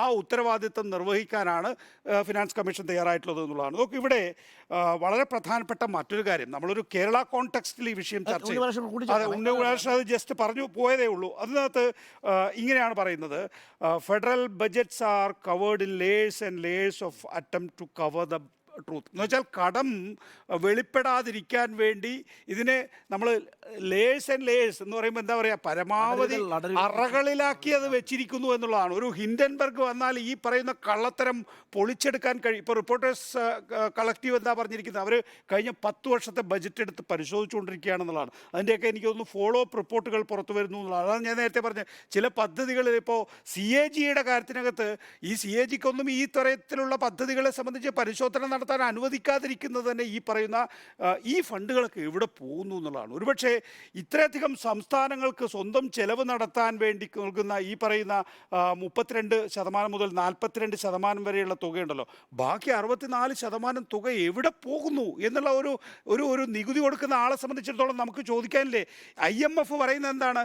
ഇന്ത്യ ഗവൺമെൻറ് ആകെയുള്ള വരുമാനം 100 രൂപയാണ് എങ്കിൽ ആ 100 രൂപയേക്കാൾ അധികം കടമെടുക്കുന്നു എന്നുള്ളതാണ്. രാജ്യം ഒരു വലിയ കടബാധ്യതയിലേക്ക് പോകുന്നു എന്ന് IMFനെ പോലുള്ള ഒരു ഏജൻസി നമുക്ക് വാൺ ചെയ്തിരിക്കുന്ന ഘട്ടത്തിലാണ് നമുക്ക് ഭരണഘടനാപരമായി അനുവദിക്കപ്പെട്ടിട്ടുള്ള കടമെടുപ്പ് അനുവദിക്കാതെ നമ്മളെ സാമ്പത്തികമായി ഞെരുക്കുന്നത് എന്നുള്ളതാണ്. ഇവിടെ സ്റ്റേറ്റിൻ്റെ ഒരു അവസ്ഥയിലേക്ക് നമ്മൾ പോയാൽ ഈ 15ാം തരം കമ്മീഷൻ അംഗീകരിച്ചിട്ടുള്ള റവന്യൂ കമ്മി നികത്താനുള്ള കേന്ദ്ര സഹായം ഈ വർഷം മുതൽ ഇല്ല. GST നഷ്ടപരിഹാരം അവസാനിച്ചു. GST നഷ്ടപരിഹാരം അവസാനിപ്പിക്കുമ്പോൾ GST നഷ്ടപരിഹാരത്തിനുള്ള സെസ് തുടരുന്നുണ്ടെന്നുള്ള കാര്യം നമ്മളറിയാമല്ലോ. നമ്മളുടെ കയ്യിൽ നിന്ന് ഇപ്പോഴും പിരിച്ചുകൊണ്ടിരിക്കുകയാണ് GST സെസ് എന്ന് പറയുന്നത്. അത് GST നഷ്ടപരിഹാരം കൊടുക്കാൻ വേണ്ടിയിട്ടാണ്. GST നഷ്ടപരിഹാരം അവസാനിപ്പിച്ചു, പക്ഷേ GST സെസ് തുടരുന്നു എന്നുള്ളതാണ്. സംസ്ഥാന സർക്കാരിൻ്റെ വരുമാനത്തിൻ്റെ തോത് ഇപ്പോൾ 30% മാത്രമായിട്ടുണ്ട് എന്ന് പറയുമ്പോൾ, അതായത് കേന്ദ്രത്തിൽ നിന്ന് കിട്ടുന്നതിൻ്റെ 30% മാത്രമേ നമുക്ക് നമ്മുടേതായിട്ടുള്ള, ഇപ്പോൾ 70% തനത് നികുതിയിൽ നിന്നാണ് കേരളം എടുക്കുന്നത്. ബാക്കി 30% മാത്രമേ കേന്ദ്രത്തിൽ നിന്ന് ലഭിക്കുന്നുള്ളൂ എന്നുള്ള അനിതര സാധാരണമായ സാഹചര്യത്തിൽ 30 അനിതര സാധാരണമായ സാഹചര്യം എന്നാണ്. ഇങ്ങനെ മുന്നോട്ട് പോകാനാകില്ല. ഫെഡറൽ സംവിധാനത്തിൽ വലിയ നിലയിൽ വിലങ്ങ് തടികൾ ഉണ്ടാവുകയാണ്. എൻ്റെ അഭിപ്രായത്തിൽ ഇനിയിപ്പോൾ നമുക്ക് ഈ പറയുന്ന ഒരു സംവിധാനം എന്ന് പറയുന്നത് നമ്മളെ സംബന്ധിച്ചിടത്തോളം ഒരുപാട് തിരുത്തലുകൾ വരുത്തേണ്ടതുണ്ട്. ഞാൻ ഒന്ന് ഉണ്ണി ബാലകൃഷ്ണനിലേക്ക് പോയിട്ട് വരാം. ഉണ്ണി ബാലകൃഷ്ണൻ കൂട്ടിച്ചേർക്കാൻ. അല്ല, ഇതിനകത്ത് പിന്നെ എന്നെ സംബന്ധിച്ചിടത്തോളം ഈ സുബ്രഹ്മണ്യവുമായി ബന്ധപ്പെട്ട് ഇപ്പോൾ സുബ്രഹ്മണ്യം CEO ആകുന്നു, നീതി ആയോഗിൻ്റെ CEO ആകുന്നു. സുജയ, നീതി ആയോഗ് എന്ന് പറയുന്നത് പ്ലാനിംഗ് കമ്മീഷന് ശേഷം ഇന്ത്യയുടെ ആസൂത്രണത്തിൽ, സാമ്പത്തിക ആസൂത്രണത്തിൽ ഏറ്റവും നിർണായകമായ പങ്ക് വഹിക്കുന്ന ഒരു കോൺസ്റ്റിറ്റ്യൂഷണൽ ബോഡിയാണ്, ഒരു സ്റ്റാറ്റ്യൂട്ടറി ബോഡിയാണ്. ആ നീതി ആയോഗിൻ്റെ CEO എന്ന് പറയുന്ന ഒരാളെ തിരഞ്ഞെടുക്കുമ്പോൾ അത് അവിടെയൊന്നും നരേന്ദ്രമോദിക്കോ BJPക്കോ ഒരു വീഴ്ചയും സംഭവിക്കില്ല. അജ്ഞാനുവർത്തികളായ ആളുകളെ ഓരോ പ്രധാനപ്പെട്ട സ്ഥാനങ്ങളിൽ ഇരുത്തുന്നതിൽ അസാമാന്യമായ സൂക്ഷ്മത പുലർത്തിയിട്ടുള്ള സർക്കാരാണ് നരേന്ദ്രമോദി സർക്കാർ. ഇനി അത് മാത്രവുമല്ലെന്നേ, ഓരോ ഘട്ടം ഘട്ടമായി ഓരോ സംവിധാനങ്ങൾ പിടിച്ചെടുക്കാൻ പോകുക. നമ്മളെന്താ ഈ തെരഞ്ഞെടുപ്പ് കമ്മീഷനെ തീരുമാനിക്കുന്നതിനെ കുറിച്ച് ആലോചിക്കാത്തത്? തെരഞ്ഞെടുപ്പ് കമ്മീഷനെ എങ്ങനെയാണ് ഇനിയിപ്പോൾ തീരുമാനിക്കാൻ പോകുന്നത്? ചീഫ് ജസ്റ്റിസ് ഒന്നും ഉണ്ടാവില്ല ആ കമ്മിറ്റിയിൽ. എങ്ങനെയാണ്, എന്തിനാ ഓരോ മേഖലയെയും പരിപൂർണമായ നിയന്ത്രണത്തിലേക്ക് കൊണ്ടുവരാനായിട്ട് നരേന്ദ്രമോദി ശ്രമിച്ചുകൊണ്ടിരിക്കുന്നു, BJP ശ്രമിച്ചുകൊണ്ടിരിക്കുന്നു. അതിലെ ഏറ്റവും നിർണായകമായ വെളിപ്പെടുത്തലാണ് നേരത്തെ അരുൺ സൂചിപ്പിച്ച വാക്ക്, ആ ഫെഡറലിസത്തിനെ പൂർണ്ണമായും തുരങ്കം വയ്ക്കുന്ന അതിനെ ആ ഫെഡറലിസം നമ്മുടെ രാജ്യത്തിൻ്റെ ഒരു സൗന്ദര്യം എന്ന് പറയുന്നത് ഇൻഡിപെൻഡൻറ്റ് സ്റ്റേറ്റ് ആണ്. At the same time we are a united country. അതാണല്ലോ ആ കൺസെപ്റ്റ് എന്ന് പറയുന്നത്. മാത്രമല്ല, നമുക്കിപ്പോൾ 3 ലിസ്റ്റുകൾ തന്നെയുണ്ടല്ലേ. യൂണിയൻ ലിസ്റ്റുണ്ട്, സ്റ്റേറ്റ് ലിസ്റ്റുണ്ട്, കൺകറൻറ്റ് ലിസ്റ്റുണ്ട്. ഇതൊക്കെ ഭരണഘടന വിഭാവന ചെയ്തിരിക്കുന്നത് എന്തിനാണ്? ഓരോ സംസ്ഥാനങ്ങൾക്കും അതിൻ്റെ അധികാരപരിധി നിശ്ചയിച്ചിട്ടുണ്ട്. അറ്റ് ദി സെയിം ടൈം ഒരു രാജ്യമെന്ന നിലയ്ക്ക് നാം എങ്ങനെയാണ് ഒറ്റക്കെട്ടായി നിൽക്കേണ്ടതെന്ന് ഭരണഘടന പറയുന്നുണ്ട്. അത്തരത്തിൽ വളരെ ഡെമോക്രാറ്റിക് ആയ ഒരു ഫെഡറൽ സ്ട്രക്ചറാണ് നമ്മുടേത്. ആ സമയത്ത് ഫിനാൻഷ്യൽ ഇൻഡിപെൻഡൻസ് എന്ന് പറയുന്ന സ്റ്റേറ്റിൻ്റെ ഏറ്റവും പ്രധാനപ്പെട്ട ഒരു ശക്തിയാണ്. ഒരു സ്റ്റേറ്റിനെ സ്റ്റേറ്റ് ആക്കുന്നത് അത് ഫിനാൻഷ്യലി ഇൻഡിപെൻഡൻ്റ് ആയി നിൽക്കുമ്പോഴാണ്. അതിന് ആരോടെങ്കിലും കടപ്പാട് വന്നാൽ പിന്നെ ആ സ്റ്റേറ്റിന് അതിൻ്റെ ഓട്ടോണമി ഇല്ല. അപ്പോൾ ഓരോ സ്റ്റേറ്റിൻ്റെയും ഓട്ടോണമി തകർത്തുകൊണ്ട് ഓൾ പവർഫുൾ സെൻട്രൽ ഗവൺമെൻറ് ഉണ്ടാക്കുക എന്ന് പറയുന്നത് BJPയുടെ പ്രോജക്റ്റാണ്. അതിപ്പോൾ തെരഞ്ഞെടുപ്പ് കമ്മീഷന്റെ കാര്യത്തിൽ മാത്രമല്ല, ഒരു രാജ്യം ഒരു തെരഞ്ഞെടുപ്പ് പ്രൊജക്റ്റ് അല്ല ഉണ്ണി. RSS രൂപീകൃതമായ ഘട്ടത്തിൽ തന്നെ, ഇന്ത്യയുടെ സ്വാതന്ത്ര്യ പൂർവ്വ കാലഘട്ടത്തിൽ ഇന്ത്യ എന്ന് പറയുന്ന ഒരു ഫെഡറൽ സംവിധാനം ആകാൻ പാടില്ല, ഒരൊറ്റ രാജ്യം എന്നാണ്. സംസ്ഥാനങ്ങൾ ആവശ്യമില്ല. അല്ല, മാത്രമല്ല പ്രസിഡൻഷ്യൽ റൂളാണ് അവരുടെ കൺസെപ്റ്റ്. അപ്പം ഒരു രാജ്യം ഒരു തെരഞ്ഞെടുപ്പ് വരുന്നു, അതേപോലെ തന്നെ പ്രസിഡന്റ് റൂളിലേക്ക് സാവധാനത്തിൽ നമ്മൾ പോയിക്കൊണ്ടിരിക്കുന്നു. ഇൻഡിപെൻഡൻസ് ഓഫ് സ്റ്റേറ്റ് എന്ന് പറയുന്നത് തകർക്കപ്പെടുന്നു, അത് ഫിനാൻഷ്യലി തകർക്കപ്പെടുന്നു. എല്ലാ കോൺസ്റ്റിറ്റ്യൂഷൻ ബോഡീസിനെയും തങ്ങളുടെ ആജ്ഞാനുവർത്തികളെ കൊണ്ട് തിരികെ കയറ്റാൻ കഴിയുന്ന തരത്തിൽ ഭരണഘടനയെ തന്നെ അല്ലെങ്കിൽ നിയമനിർമ്മാണങ്ങൾ നടത്തുന്നു. യാതൊരു പ്രതിപക്ഷ ബഹുമാനവും ഇല്ലാതിരിക്കുന്നു. എത്ര MP-മാരെ വേണമെങ്കിലും നിരന്തരം പുറത്താക്കാൻ കഴിയുന്നു. ഈ രീതിയിൽ C&AG എന്ന് പറയുന്ന ഒരു സംവിധാനത്തിന് തന്നെ നിശബ്ദമാക്കുന്നു. ഈ രീതിയിൽ എന്താ പറയുക, എല്ലാ തരത്തിലുള്ള ഏകാധിപത്യ പ്രവണതകളും സൂക്ഷ്മമായി കാണിച്ചുകൊണ്ടിരിക്കുന്ന ഒരു സർക്കാരാണ്. അതിൻ്റെ ഏറ്റവും നല്ല വെളിപ്പെടുത്തൽ ഇപ്പോൾ വന്നിരിക്കുന്നത് ഈ പറയുന്ന സുബ്രഹ്മണ്യത്തിൻ്റെതാണ്. ഞാൻ സുബ്രഹ്മണ്യത്തെ അയാളുടെ പൊളിറ്റിക്കൽ ലോയൽറ്റി ഒട്ടും തന്നെ സംശയിക്കുന്നില്ല. അയാൾ പൊളിറ്റിക്കലി ലോയൽ ആയിരിക്കും നരേന്ദ്രമോദി എന്ന കാര്യത്തിൽ എനിക്കൊരു സംശയമില്ലെന്നേ. പൊളിറ്റിക്കലി ലോയൽ അല്ല എങ്കിൽ ഈ നീതി ആയോഗിൻ്റെ CEO സ്ഥാനത്തേക്ക് അദ്ദേഹത്തിന് വരാൻ കഴിയില്ല. പക്ഷേ ആ പറയുന്ന, ഇപ്പം നിങ്ങൾ പറഞ്ഞു ഇതിപ്പോൾ ഇതിനു മുമ്പ് ഇദ്ദേഹത്തിന് മൻമോഹൻ സിംഗുമായിട്ട് ബന്ധമുണ്ടെന്ന്. നോക്കൂ, 1980-ൽ IAS കിട്ടിയിട്ടുള്ള ഉദ്യോഗസ്ഥരൊക്കെ ഇപ്പോൾ ഒരു 40-43 വർഷത്തെ സർവീസ് ആയിട്ടുണ്ട്. അവരൊക്കെ വലിയ വലിയ പൊസിഷനുകളിലായിരിക്കും ഇരിക്കുന്നത്. അവരൊക്കെ ഏതെല്ലാം സർക്കാരുകളോട് സഹകരിച്ചിരിക്കുന്നു. അപ്പോൾ ഒരുപാട് സർക്കാരുകളോടുകൂടി സഹകരിച്ചിട്ട്, ഇപ്പം നിങ്ങൾക്ക് ഓർമ്മയുണ്ടെന്ന് എനിക്കറിയത്തില്ല, 1997 IK ഗുജറാൾ ഇന്ത്യയുടെ പ്രധാനമന്ത്രിയായപ്പം പ്രിൻസിപ്പൽ സെക്രട്ടറി ആരായിരുന്നു അറിയാവോ? IK ഗുജറാളിൻ്റെ പ്രിൻസിപ്പൽ സെക്രട്ടറി TK നായരായിരുന്നു 1996. പിന്നെ ഇപ്പോൾ 2004 കോൺഗ്രസ് വന്നപ്പോഴത്തേക്കും മൻമോഹൻ സിംഗിൻ്റെ പ്രിൻസിപ്പൽ സെക്രട്ടറി ആയിട്ട് TK നായർ വന്നു. അന്ന് മാധ്യമ ശ്രദ്ധയൊന്നും 97 TK നായർക്ക് കിട്ടിയിരുന്നില്ല. TK നായർ തന്നെയാണ് പിന്നീട് പ്രിൻസിപ്പൽ സെക്രട്ടറി ആയിട്ട് വരുന്നത്. അപ്പോൾ ഈ ഉദ്യോഗസ്ഥർ തുടരുമ്പോഴും അവരുടെ പൊളിറ്റിക്കൽ ലോയൽറ്റിയെ അടിസ്ഥാനപ്പെടുത്തി തന്നെ വലിയ അപ്പോയിൻമെൻറ്റുകൾ നടത്തും. ആ അപ്പോയിൻമെൻറ്റ് നിർണായകമായ എല്ലാ അപ്പോയിൻമെൻറ്റുകളും അവരുടെ പൊളിറ്റിക്കൽ ലോയൽറ്റിയായിട്ട് ബന്ധപ്പെട്ട് തന്നെയാണ് നമ്മൾ ഈ നടക്കുക. വിഷയം ചർച്ച തുടരുന്നുണ്ടോ? ഇല്ല ഇതൊന്ന് അവസാനിപ്പിക്കാം. പക്ഷേ എനിക്ക് ഒരു വാചകം, ഒറ്റ വാചകം നോക്കൂ. കേരളം ഒരു ആശയ തലത്തിൽ ഉയർത്തിക്കൊണ്ടിരുന്നത് ഈ GST സമ്പ്രദായം അവസാനിപ്പിക്കണം. ഒറ്റ കാര്യം കൂടി. ഒറ്റ കാര്യമുള്ളൂ. ഒറ്റ മിനിറ്റ് തന്നെ. അതായത് സെക്കൻഡ് ഘട്ടത്തിൽ വരുമ്പോൾ പറയാനിരുന്നതാണ്. സാർ നേരത്തെ പറഞ്ഞല്ലോ ഏത് റിപ്പോർട്ടിലാണ് പോവർട്ടിയെക്കുറിച്ച് പറയുന്നതെന്ന്. ഇപ്പോൾ നമ്മൾ ചർച്ച ചെയ്ത ഇതേ നീതി ആയോഗിന്റെ റിപ്പോർട്ട്, ആ നീതി ആയോഗിന്റെ റിപ്പോർട്ട് അനുസരിച്ച് 2 days ബിഫോർ ആണ് വന്നത്.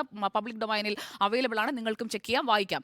24.82 crore individuals have escaped the multi-dimensional poverty trap in the last 9 years എന്ന് പറയുന്ന തലക്കെട്ടിൽ അതിന്റെ കൃത്യമായ വിവരങ്ങളുണ്ട്. നീതി ആയോഗിന്റെ റിപ്പോർട്ടാണ്. അതിൽ എങ്ങനെയാണ് 10 കോടി ഫ്രീ LPG കണക്ഷൻ, 11 കോടി ഫ്രീ ടോയ്ലറ്റ്സ്, 11 കോടി ടാപ്ഡ് ഡ്രിങ്കിംഗ് വാട്ടർ കണക്ഷൻസ്, 11 കോടി small and marginal farmers receive 6,000 rupees per year. അത് 2022-23 ഫിനാൻഷ്യൽ ഇയറിലെ കണക്കാണ്. 11 million houses under PMAY-U1, 29 million houses under PMAY-G, 11 lakh crore cost incurred for free ration for 81 crore people for the next 5 years. 12 crore families benefited from Ayushman Bharat health insurance. നീതി ആയോഗിന്റെ കണക്കാണ്. 2 ദിവസമാണ് report publish ചെയ്തിരിക്കുന്നത്. അതേ നീതി ആയോഗ് നമ്മൾ പറയുമ്പോൾ എല്ലാം പറയണമല്ലോ. സ്വാഭാവികമായി നമ്മൾ ഇതിൽ സംശയിക്കണമെങ്കിൽ അതിൽ സംശയിക്കും. അല്ല, നീതി ആയോഗിന്റെ CEO നടത്തിയ പ്രഭാഷണമാണല്ലോ, അത് പറയുമ്പോൾ ഇതും പറയണം. ഇതും പറയണം എന്ന് പറഞ്ഞത് ഇതൊരു വളരെ ഗുരുതരമായ ഭരണഘടനാ ലംഘനമാണ്. മാത്രമല്ല ഒറ്റ പോയിന്റ് ഞാൻ പറയാം.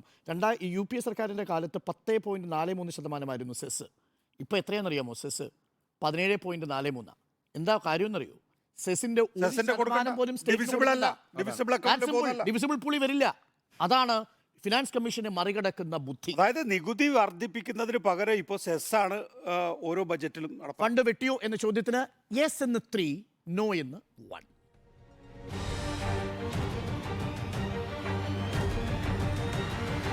സമയമില്ലല്ലോ അല്ലേ?